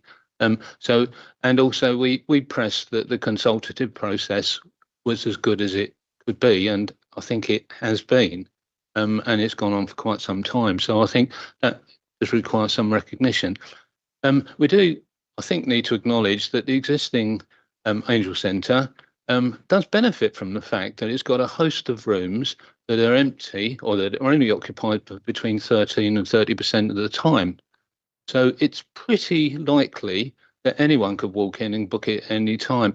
It's just both commercially and as a facility for the community as a whole, it's a pretty poor use of space as well as anything else. I won't go into the fact that the building fabric is not something that we should be hanging on to, but we are talking about now developing a facility which has, and the word was mentioned about benefits to all. Well, we're certainly aiming to benefit a lot more people. And so there is a challenge, and the challenge is that we've got flexible space, and I think we hopefully will demonstrate it's extremely flexible. But it does mean that it will get used for more uses more often, and it will be potentially more rewarding and potentially more profitable, if you like, for as an entity. So it is about compromise. But the other point that was mentioned about wanting guarantees, I think the fact of life is there aren't any guarantees currently in the existing facility. So that hasn't isn't changing. We are keen to do as Giles said, to make sure that existing customers are looked after. And that is why the discussion about the management agreement is ongoing. And to make sure it's as flexible as possible. But the introduction of a cafe, wellness area, the facilities for young people and what have you, those are all extras. And my personal thought is Tunbridge deserves a high grade leisure facility like there are in other parts of the borough and certainly in the region as a whole. And I think it's an act of courage by this council to do it now during the time that it has available in the limited window that we have, which is why I commend it as a step up for everyone. Thank you. Thank you. Councillor Athwell. Thank you. Yeah, I take Mike's point on board that tonight we are just here to look at a planning application. We're not here to talk about the merits of the budget as a whole. However, can I just try and wrap my brain around something and see if I'm absolutely barking up the wrong tree here? So if we were looking at another planning application and one of our own policies, we weren't sure if it was going to be met, we would probably impose a Grampian condition, wouldn't we? If South East Water said they couldn't supply the water, we'd apply a Grampian condition and say, well, you can't start building until you can prove that you can. If we're not 100% sure about our own policy CP26, and I'm really torn on this one. I really am. I've spoken to lots of people in the community. I, like Dennis, I'm a member of the U3A. I use all of this stuff. It does strike me going from 7 rooms plus a studio plus a gym classes room is like nine rooms down to 3 and a spin studio down to 4. Like the rest of the speakers here, it does worry me that this is going to be one of those unintended consequences. We won't mean this to happen, but it will happen anyway. I also take the point that the Leisure Trust has charitable objectives, which it has to fulfil, which are very clear about having to support community uses. And I realise we have a good relationship with them and no reason to believe it wouldn't carry on that way. But if we are not sure about one of our, if we weren't the person asking for planning permission effectively, and there was a policy of ours that we weren't sure that the plan would we not impose a Grampian planning condition? So I get the 106 stuff, really cool that we can't do that. Well, not cool, but completely understand that we can't do that. But are we not in a position to say, if you're not hitting our very own policy or we're not quite sure, could we not impose a Grampian condition? James, do you want to come back? Can I answer that? Actually, I think Mr. Bailey's going to answer for us. Okay. Thank you, Giles. Yeah, I mean, as I said, I won't go into Southern Water Matters. There's the reason for imposing that, and we've got a sort of strategy in place for a Southern Water Matter, which is not for a discussion. But as I've always said, a Grampian is one of the sort of hardest conditions you impose because it stops development in its tracks until such time as something happens. It's normally approval by some other body. I wouldn't say that that applies in this instance because you're looking at whether effectively the policy is met on CP26. So that's a consideration you're making. That's a planning balance that you're making. And that's a consideration that you have to look at tonight. I wouldn't say that that justifies the imposition of a Grampian style condition, which stops development until such time as effectively, you get agreement over the operational works of the site. So I don't think that meets the tests. And as Giles referred to, there are 6 tests that have to be met. It's got to be necessarily relevant, directly related, enforceable, precise. And for those reasons, I wouldn't consider that a Grampian style condition would be appropriate in this instance, unlike when you have instances for South East Water where you're asking for a strategy to be submitted until knowing the fact that it's going to be a supply. So I would say they're 2 very, very different matters here. And the South East Water matter would justify a Grampian subject to the realms that you already know about. But in this instance, I would not consider a Grampian to be appropriate. And that would be my advice to members. Thank you, James. Councillor Hoskins. Thank you, Madam Mayor. Right from the start, of this whole process, I have been deeply concerned about the community use and have said so. Most villages have their village hall. Tunbridge doesn't, and the Medway Hall has always taken the place of our village hall, and it has grown to be loved and a community centre.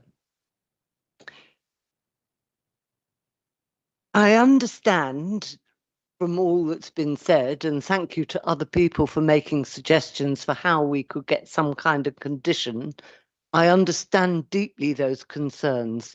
It all sounds wonderful, doesn't it? It all sounds like it's been underused in the past, so we don't need so much space. We'll be able to share it, and I appreciate the changes that officers have made, that the leisure department has made to go some way to meet those problems. And I just deeply hope that the management of those spaces does work in practice, because it's too late afterwards. However, I can see from what I hear that there's not anything we can really do as a planning committee to help that. What is vitally important is that the agreement that comes as the next stage between the council and the leisure management people is clear, specific, explicit, and tells everybody exactly what conditions apply to the use of those spaces, so that residents can be reassured that they will get their use. Other aspects of the application I think are fabulous. I really like the sustainability of the building. I like the green wall. I like the modernness and the attraction of the building. Let's face it, the current Angel Centre is not the most beautiful building, and we've been trying to improve it for, I think I remember back in the 90s, we had a plan, didn't we, to replace it, and that never happened. It's about time we took the bull by the horns, actually. But we do need to take residents and our community with us. Thank you. Councillor Bridge. Thank you, Your Worship. Most of the discussion this evening is focused around community usage, and this is something that I and other local members in Tunbridge have been banging on about, to use a phrase, since the start of this whole project. To us, it's vitally important that the new facility provides the ability for community groups to meet as much as possible and when they need to. When we talk about community, though, we also have to remember that sporting facilities, physical activity facilities are also community uses. And the new building, I think, will provide a wider range of activities for a wider number of people within our community. The Enerva suite that's proposed will allow people who are not as physically strong and active, older people as well, to be able to get exercise and use those machines to improve their health and fitness.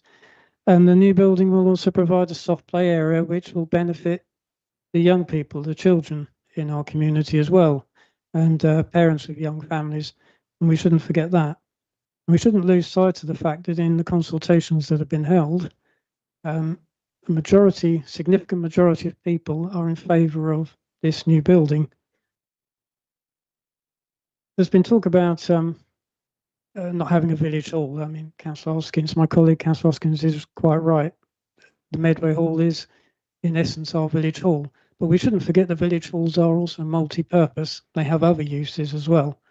Badminton clubs, other sporting groups use them. So we shouldn't lose sight of that. The new building is, in my opinion, a significant improvement on the current building, not just in appearance. The new building looks much better, is more welcoming, more inviting, and will be a significant landmark, I think, in our town. but it also provides a wider range of facilities and makes better use of the space in that building. And I think we should focus on the planning aspects of it. And I think it complies with CP26, at least when I read that clause. So I am minded to support this application. Thank you. Thank you. Councillor Harman. Thanks, Your Worship. As Franny just said, I think we've been trying to make improvements to Tunbridge facilities since the 1990s. And it seems to me we've now got an opportunity to do so, and perhaps it's the last opportunity. If we don't do something now, even not doing it tonight is probably going to be too late. We're going to lose that opportunity. We're never going to please everyone, but what has been proposed seems to me to be a fantastic proposal, and on that basis, I'm happy to support it. Thank you. Councillor Palmer. Thank you, Your Worship.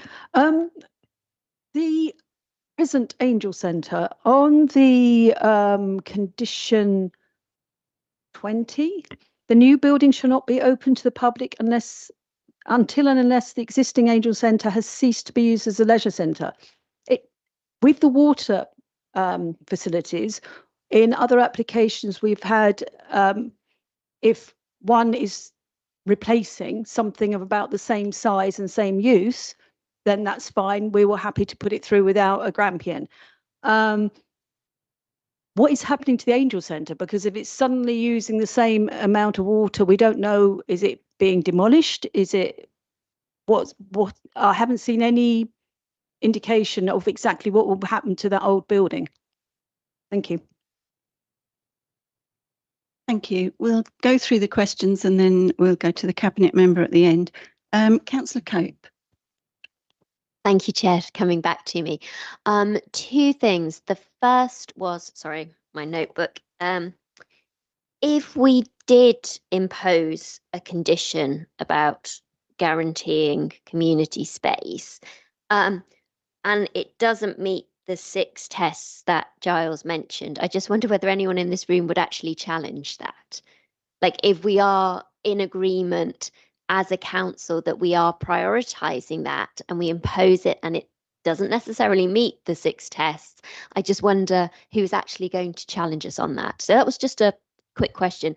I did also want to say that I do think it is important that Tunbridge has this facility, and that it is a vast improvement on the Angel Centre, which looks sad and tired. And I do think people in Tunbridge need a new facility. I would just like something that I know Councillor Harman says you can't make everyone happy. I'm just trying to, though. Thank you. Thank you. Councillor Rhodes. Your Worship, thank you very much. Just 2 things. First of all, I'd like to add an informative, if I may. I would suggest wording of the usual operations of work building from whatever it is, 7:30 Monday to Friday, with nothing on a Sunday bank holiday, unless in that particular area, Madam, Your Worship, it is generally so noisy that that's not going to make much difference, because Sundays are very busy, I know. So I'm prepared to support this application, and I'll just say one more small thing, that maybe, just maybe in the future, when they consider about removing the old Angel Centre, we might consider retaining the Medway Hall in some form. I'll leave it there. Thank you very much. Thank you. Councillor Hood, if you keep it brief, please, because you have spoken. Yeah, I'm also a local member, and I only spoke earlier to clarify something. When I joined the council, I was taken on a minibus tour around the borough, and we saw all the council-owned leisure facilities, and I was struck by the marked contrast between Larkfield Leisure Centre and the Angel Centre when I returned to Tunbridge. And I think our mayor was also on that trip. And from that time, I was committed that I would try and improve community and leisure facilities in Tunbridge for my residents, so they could also benefit from a sustainable, modern and fit for for purpose facility. One of my valued residents has asked me why there isn't a theatre here and a dedicated performance space with a permanent stage. Well, when I used to frequent the Angel Centre in my youth, I used to disgrace myself on the dance floor. I used to go and see Primal Screams, Stone Roses, and Carter the Unstoppable Sex Machine. Those days are gone. So we don't have those promoters. We don't have the same level of community use of the Medway room that we once had. And I think it is absolutely important that we have to have a leisure centre that meets people's modern needs in Tunbridge. We don't have a squash court there either, because people don't play squash anymore. They play paddle. We have to adapt. It is, however, essential that a stage can be brought in for occasional use as necessary by community groups. And this is really important. But I want to talk about ecological issues. I've raised it as a member of the programme board at 6.75 and also at condition 17. I've requested a considerable increase in the number of Swift bricks specifically, but I think we can do much better on this site.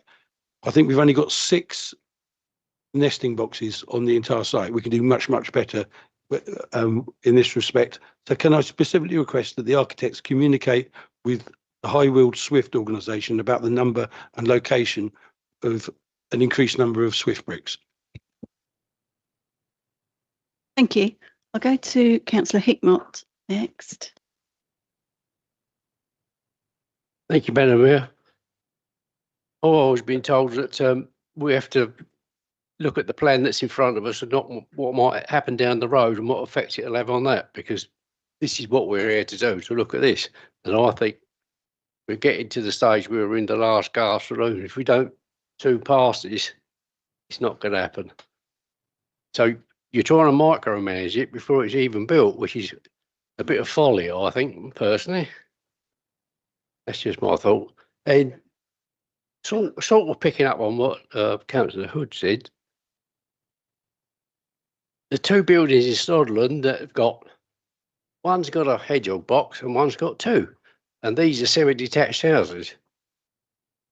Now, I know they happily use those.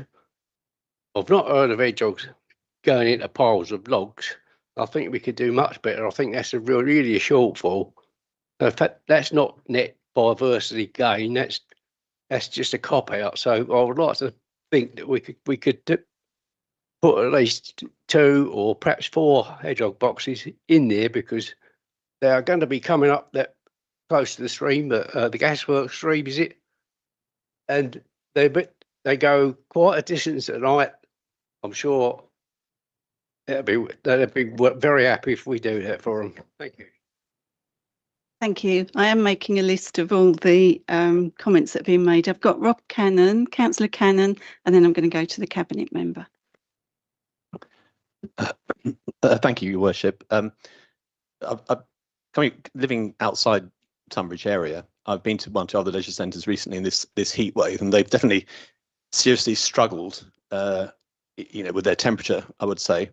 I just wondered whether it's a planning matter at this stage, but whether it comes under CP26 as to whether the ventilation and the air conditioning system we will be installing will be an improvement on the existing one. Thank you. Thank you. Councillor Mehmet, I don't know if you can answer all of the points, but the ones that I have a note of are imposing conditions suggested by Councillor Cope. Councillor Rhodes suggested an informative. We had more nesting boxes from Councillor Hood, hedgehog boxes from Councillor Hickmott, and comments on the ventilation from Councillor Cannon.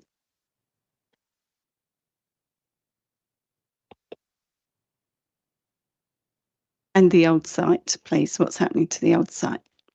Apologies. Thank you, Your Worship. Well, I can give you my views on these things. Obviously, I'm not a planning officer to give advice on sort of planning merits, but I'll talk to you about my kind of view. I think firstly, it's been a very positive discussion between all members, and all members have made really useful contributions. And I think this is kind of how the project has kind of been designed to work, in that all members sort of make suggestions and recommendations to it. And I think the success, hopefully, of it in the end will be achieved through that sort of joint member input. I think starting from sort of the top on some of the sort of the basic issues, my view of policy CP26 is that we have to take an overall judgment. We have to look at things in the round, and it's not a sort of forensic analysis of every square metre of the old building, but we balance things out. And in some aspects, the new building is an improvement or a very significant improvement. In other aspects, maybe it's not quite everything that the old building had, but there might be justification for that, and then that could link to, for example, the usage kind of figures. I think the element I'm most excited about personally is the soft play, because it's a facility we don't currently have in Tunbridge, and it's something new for families and young children. As a parent myself, actually the only soft play, or the nearest soft play facilities we've got, there's one down in Frant, there's one in Aylesford, and there's one in Sevenoaks, but it can be quite difficult to kind of get there, particularly if you don't drive. So for sort of lower income families with children, we're providing something really good and positive here, and that's something that I think for me is a key example of how that policy CP26 test is addressed, because it as a whole it's equivalent or better than the current building. We've obviously worked very, very hard to try and provide additional assurances to community groups, and I do hear their concerns even now. We've made those changes, or officers made those changes to try and get things as sort of close as possible to what's asked of us in terms of that community capacity. And I think the design we have now is much better in that respect than what it was initially, and that's come about through feedback and comments from U3A and other organisations, which we're grateful for. I think as a whole, it's a £20 million investment in Tunbridge Town Centre, and very few councils I think would be sort of putting forward this kind of proposal. And as our commentators have said, it's more or less now or never to deliver this kind of thing for our town. In terms of the other questions and things, I think the issue I'm hearing about, well, firstly, a legal agreement physically, it's always not legally possible to kind of do one. We can't do a legal agreement with ourselves. The difficulty with the condition, even if we could impose one, is what would it say? How would it be worded? How would we monitor and enforce it? It would be very difficult, I think, to word it in such a way as to kind of, capture differing kinds of community uses and set hours and days and things like that. And I think it's much better done through the management agreement and the trust charitable objectives and other mechanism tools that we'll have. And I don't think it's necessarily the case that it's a done deal tonight. This is just the planning application, and that long-term management of how the building is used, including how sort of community use is facilitated, is a long-term thing that we will monitor, and the trust will report back to the council and our councillors as well. So I think it's not necessarily something that is sort of set in stone tonight, but I think probably a condition isn't possible. What I would suggest maybe we could consider is an informative that officers use their best endeavours to facilitate existing community bookings at the same times and days as far as is sort of reasonably possible. And that could be something that we could send as a committee, a sort of a message to, try and maintain continuity as sort of far as possible. And then there might end up being some compromises, but I think it would be a good thing to kind of show that we do listen to the requirements of our community groups, and that they are important to us. So that'd be something that I would suggest.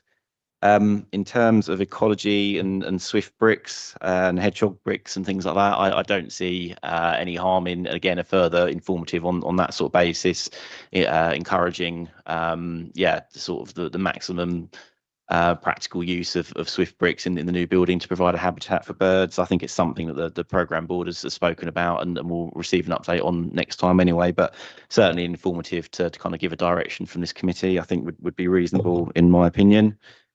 In terms of the existing building, I mean, obviously no decisions have been made about it yet. In the future, it's something the programme board is going to have to look at and come to a decision on and make a recommendation to council at some point in the sort of next year or so. I think what I would say is that it will be very difficult, very expensive, I would say, to maintain both buildings once they're operational. So I think the reality is that we would probably look to demolish it and put something else there, and that would be something that we will look and think about and receive feedback from the community and other members at that time. Was there anything else, Your Worship? There was a suggestion of an informative around the operations of building works, and Councillor Cannon asked about ventilation. Thank you for reminding me, Worship. I think, yeah, certainly an informative around working hours would be perfectly reasonable in my opinion. Ventilation is something that's very closely looked at in the technical sort of construction drawings. So a building, the building, one of the good things about it is designed to be much more energy efficient than the current building. Technology has moved on a very long time since the old one was built, and so the way that it's ventilated and heated and cooled is something that we're looking at very closely, and actually it will be one of the I think another aspect that will be a significant enhancement over the current building is that improvement to energy efficiency, reducing climate change, and ensuring sort of proper ventilation, heating and cooling. So definitely something that to my mind would go feed into that CP26 test of an enhancement above the existing facilities. Hopefully that helps, and I think based on what I've heard, I would be minded to support the officer recommendation. Thank you. Thank you. Thanks everyone for their comments. Mr. Bailey, come back, please. Effectively, I would agree what council members said. The only point I would draw members' attention to is condition 8 in terms of the CMP, construction management plan.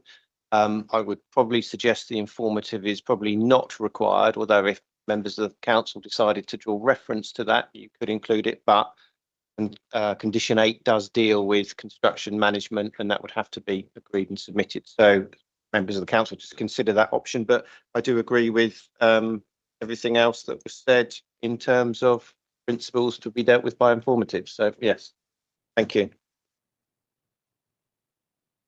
Okay, the recommendation at section 7 of the report on page 53 is to grant planning permission in accordance with the details, conditions, reasons set out in the report. And I think I need to remind everyone that this is purely a vote on the planning application, and I'm reminding myself of that as much as anyone else.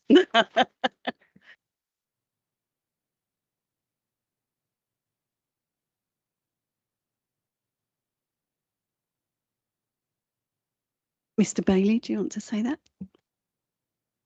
I was just saying to Madam Chairman, if I could just ask for delegation to Director of Planning, Housing and Regulatory Services to draft the wording of the additional formatives that form part of this motion, or a motion that will come forward soon. But if that could just be included, thank you very much. So we make sure we capture those. Do I have a proposer?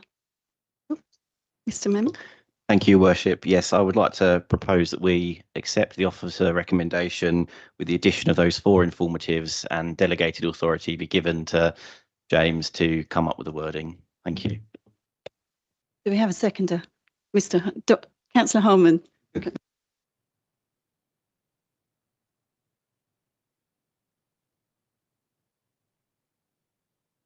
Okay, it's time to go to the vote. For transparency, do we want a roll call, or are we happy to vote by general affirmation? That's agreed.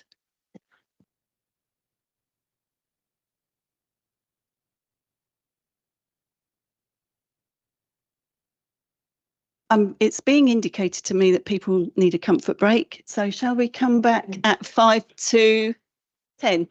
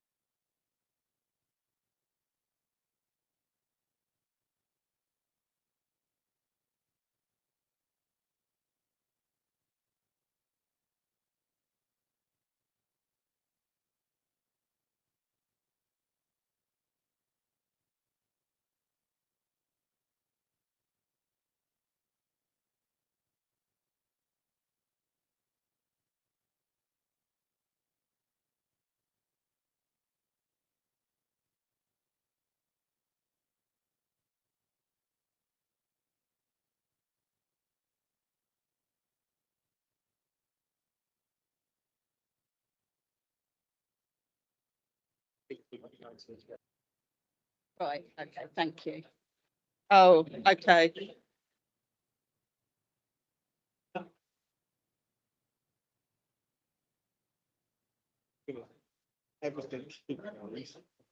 We're nearly all back. Next 3 items here.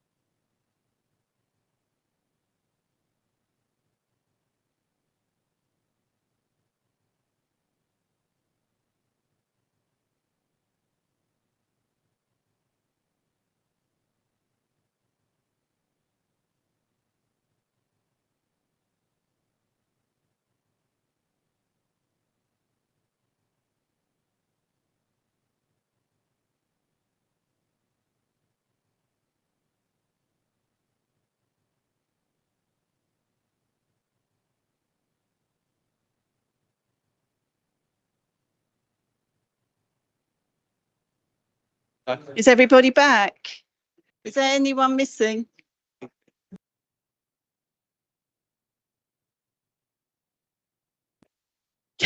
Can members take their seats, please?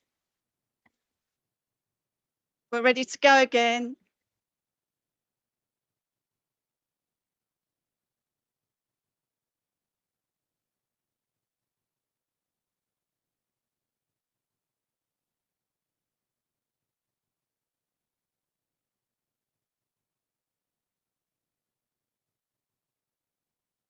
Okay, members, we're back into full council meeting mode now, as agreed previously.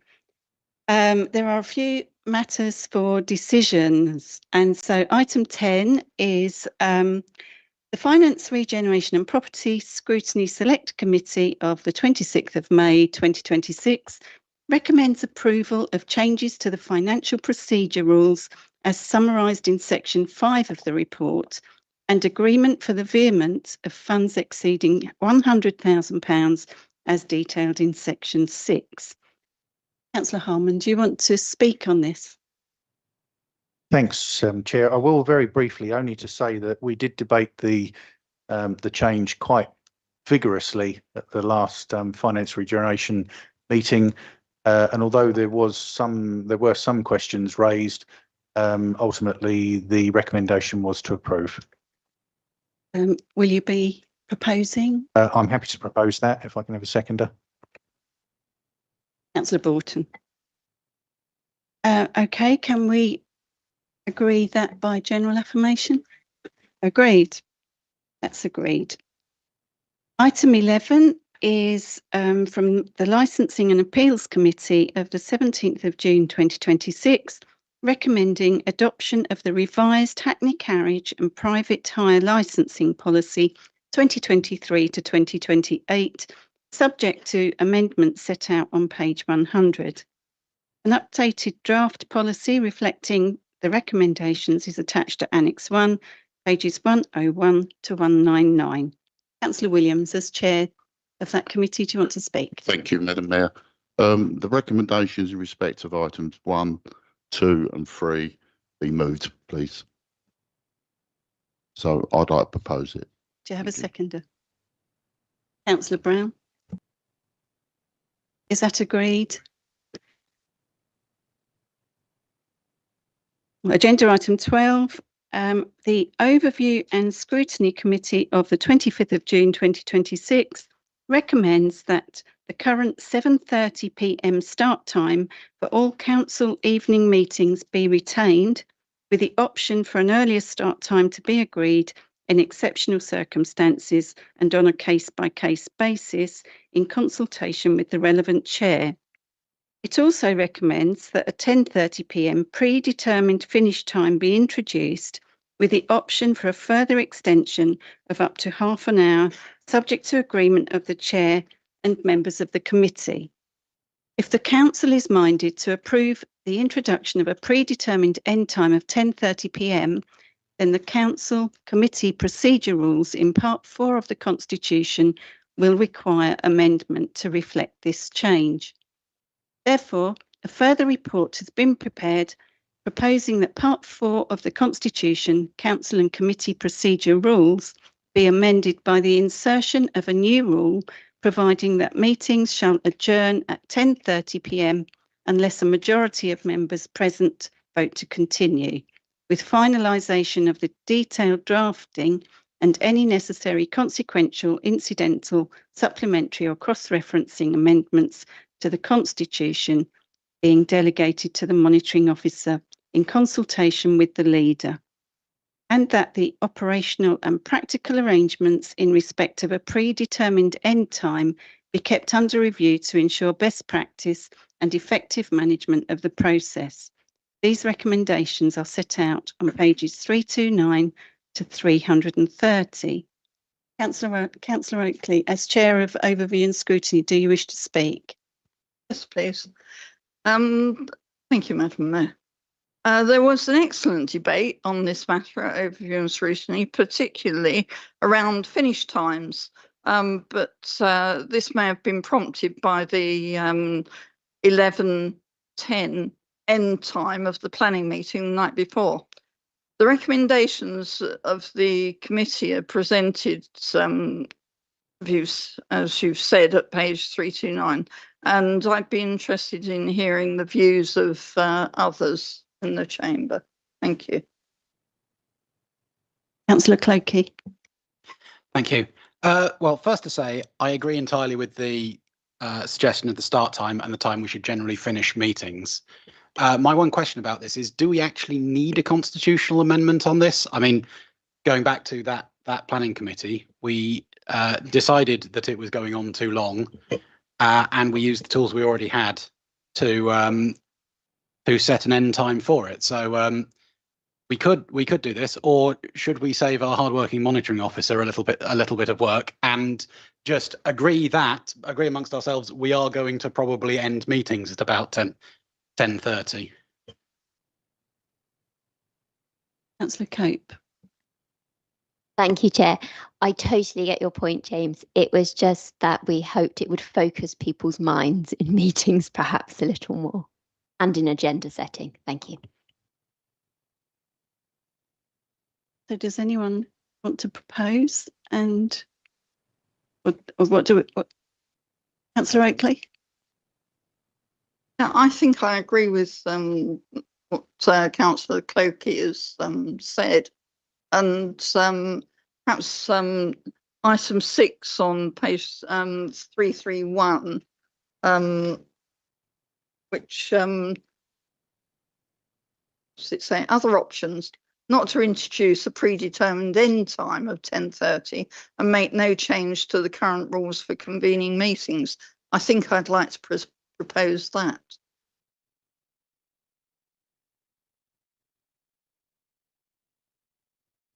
Do you have a seconder? I'll second that. Although, can I propose a small amendment to add onto that? Council notes that it's desirable that we end meetings at a reasonable time, and will expect that meetings will be ended at around 10:30. Are there any others? Oh, Councillor Palmer. Thank you, Worship. Speaking on the proposal, I appreciate it's probably because of me that with the planning committee that I decided that we were ending at 10:30. We did carry on to finish that particular subject. I think just having this laissez-faire agreement that we're going to finish at a reasonable time. What would you call a reasonable time? It's very much, you know, yeah, 7:30 over here. So I do think that it would be better to put it into a more formal staging than just, oh, we're sort of, maybe we'll finish then and maybe we won't. So if we did have a 10:30, but agreement with the committee that if they wish to carry on as we did, just to finish that item, that would be okay. Thank you. Yes, I think I agree with Councillor Palmer on this. Decisions are not best taken at midnight, whether it's a planning committee or any other committee. I think we've seen too many instances, as was set out in the covering report for overview and scrutiny, where meetings have gone on very long, and it's really important that we focus minds in terms of agenda setting, in terms of members being concise and to the points with their contributions, and in terms of officer presentations too. That will help improve the quality of decision making and also ensure that actually we aren't spending sort of all evening here, as has quite often been the case in the recent past. It's not unusual, as was set out in the annex to the overview and scrutiny reports, that there is effectively an end time. Members can vote to continue to finish that agenda item that they're on anyway, and therefore I think it's perfectly reasonable that that we have effectively a time that we look to end the meeting. So I think I won't be supporting the amendment that has come to the overview and scrutiny recommendation, and I'm happy to support the initial recommendations from the overview and scrutiny committee as amended by the covering paper. Thank you. I've got Councillor Hick. Mayor, can I withdraw the amendment and yes, that's fine. Tom, whether you're allowed to withdraw it. As seconder, I'll agree to that. Is that agreed? Councillor Hickmott. Yes, I think this came about because we started at 6:30 and we were still there at about, I don't know, 11:15. The reason behind that was there was a lot of time spent on a planning application. Now, if we'd have got up sticks at 10:30 and said, oh, can't make a decision on this, we'd have had to go right all the way through it all again. So that was the reason that the meeting carried on to finish that particular item. There were two other items that couldn't be taken because it was too late. I thought that was a sensible way of going on. This is the right way to go. You aim for 10:30, but if there's something really important, another 10 minutes, another half an hour, you finish it. So, thank you. I think we're all agreeing now, so I don't think I need to say much. We did a lot of discussion at overview and scrutiny, and I think one of the really important points is if you're looking to stand as a councillor, it gives you some idea of what you can expect. And that's really important for anyone with childcare or other caring responsibilities. So anyway, I think we're all in agreement now, so that's all good. Councillor Hoskins. Yes, I understood Councillor Clerkey to ask whether it needed a change in the constitution. He wasn't actually against the timings or anything. It was just whether it needed that constitutional change. We haven't had an answer to that. Councillor Broughton, do you want to answer that? Adrian. I think, strictly speaking, no, you don't need to change the constitution in order to adjourn a meeting of any, whether it's full council, whether it's a committee meeting. So the committee is always entitled to adjourn items that they haven't managed to complete during the course of that meeting. However, I think there are some clear benefits of enshrining it in the constitution, as indeed is the case at many other councils, where there is a cut-off time set out in the constitution, for the reasons both as Councillor Athwal said, but also for general transparency, so the public who are coming to our meetings know what time the meeting will be finishing. So I think there are benefits in having a transparent approach towards meeting management, and that's the reason why I think it's preferable to put it in the Constitution.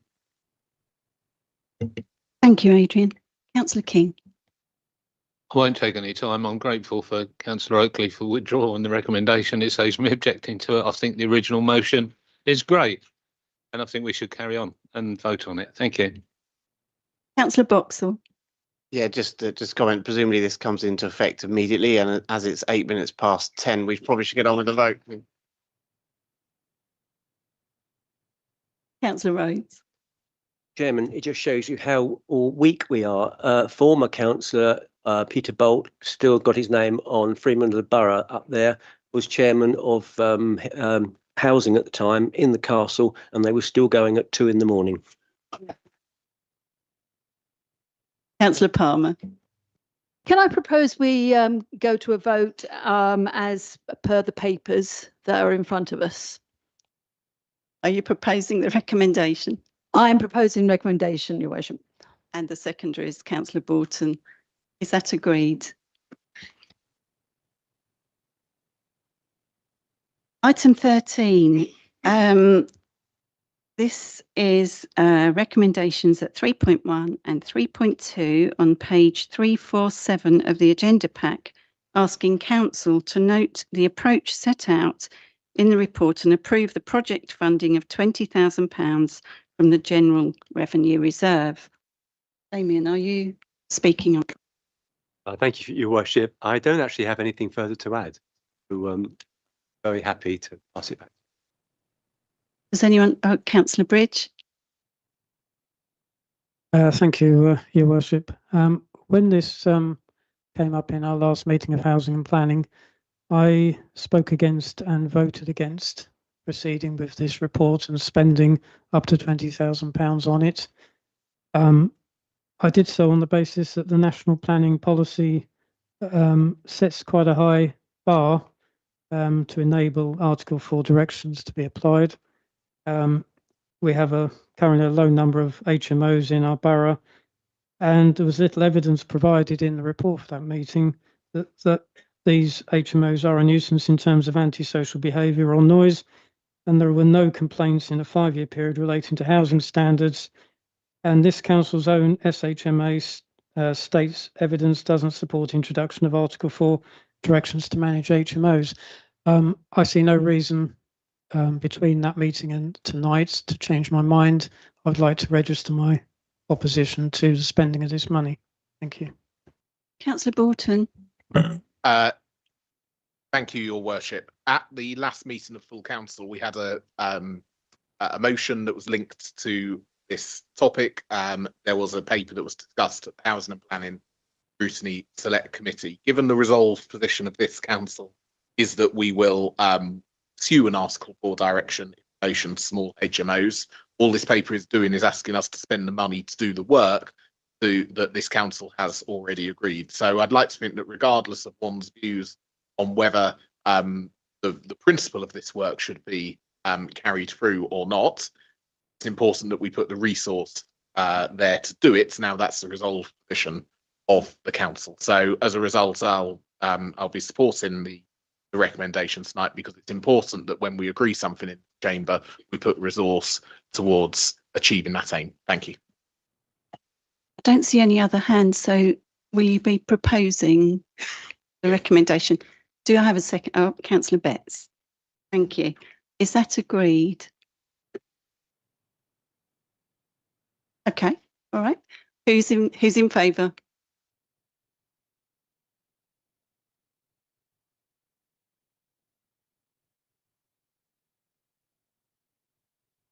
Okay, we're going to vote for anyone against.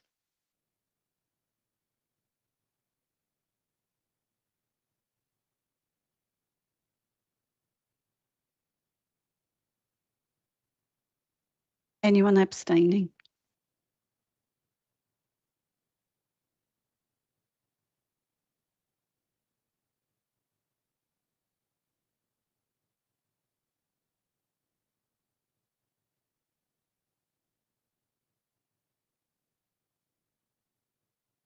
Okay, that's been passed. Thank you. Item 14 is changes to the Constitution. And I think Adrian is going to introduce this. Yeah, thank you, Your Worship. I don't propose to say too much about this report. Hopefully it's self-explanatory. What I did want to say, there is a small change to the amendment proposed to Rule 17.2 as set out at 5.1c of the report. And I'm proposing this slight change to the wording to ensure that 17.2 is in alignment with 17.5.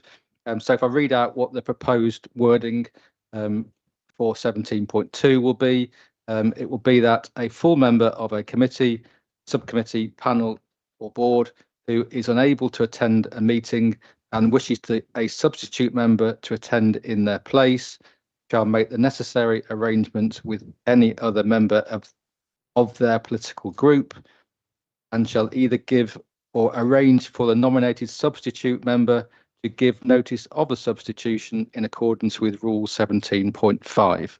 So that's the amended wording I'm proposing, Your Worship. But other than that, I've got no further comments on the report. Thank you. I'll propose from the chair. Well, Councillor Clokey.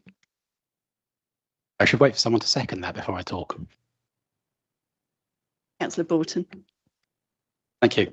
Thank you very much for that. I have no objections to the very good change on substitutes, or indeed the change on planning code. Just to clarify the change on motions, if I understand this correctly, this means that motions on notice won't be able to be brought to annual meeting. And the explanation is that this clears up some inconsistency on how notices are submitted. But am I right in thinking, because they're not listed on the list of items that can be brought to annual meeting, but am I right in saying that other things that are also not on that list will still be allowed, such as questions from members, questions from the public? So there's a broader list of items that are allowed at ordinary meetings that are absent from that list that we've historically had there. I think it's something we'll need to review in due course. One of the principal reasons really or way in which I would look at this is that the annual meeting of the council is principally about the election of the mayor. It is ceremonial. It is not for political business. And that's why the agenda for the annual meeting is different to the agendas for ordinary meetings of the council. And so I would like to review more broadly what the arrangements are for notice of motions, for questions and so forth at annual meetings, so that we are consistent throughout. But perhaps if I can bring a further report back at the October meeting and look at that, if that's okay. Clokey. Can I propose in that instance that we amend what we've got here to remove the section on motions on the basis that that will get wrapped up in that change that's in the report that's likely to come in October, which is well in good time before it becomes relevant. Do you have a seconder? Councillor Hoskins.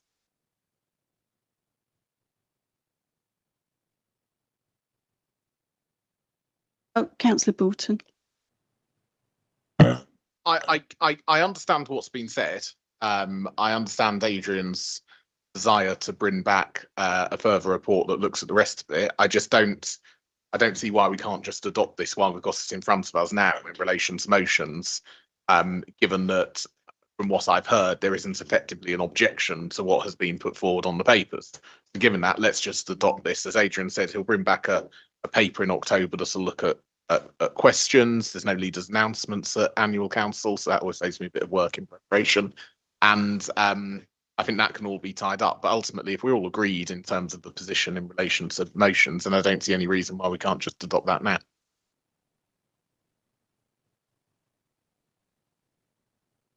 Councillor Clokey, do you wish to retain the motion? No, I'll withdraw the motion if my seconder and the council agree. It's agreed.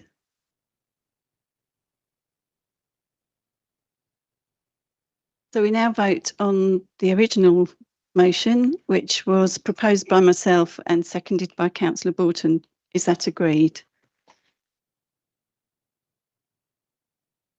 Item 15. The report seeks approval for Councillor Roger Dalton to be appointed as the Borough Council's representative and for the terms of office for both appointees to be extended until October 2030 or vesting date of the new unitary authority, whichever is sooner.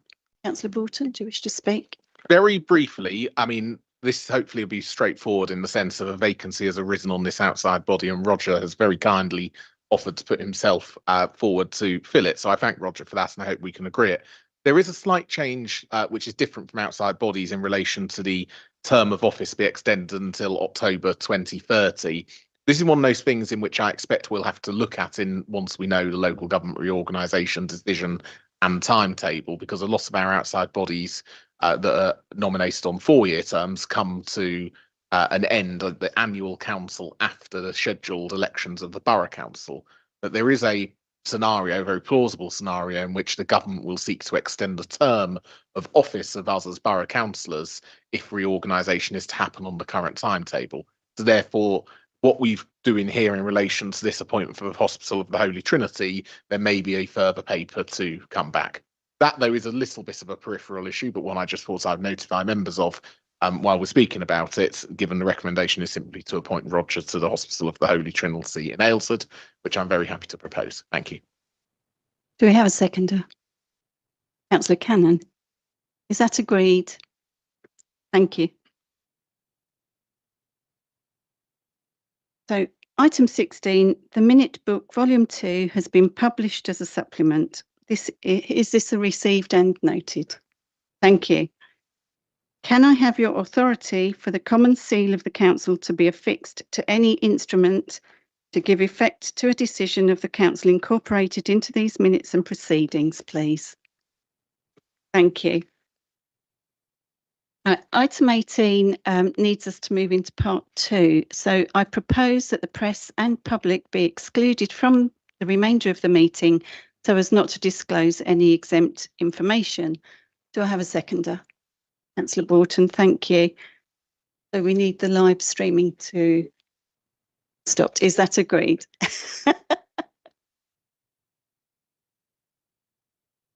Alan, can you advise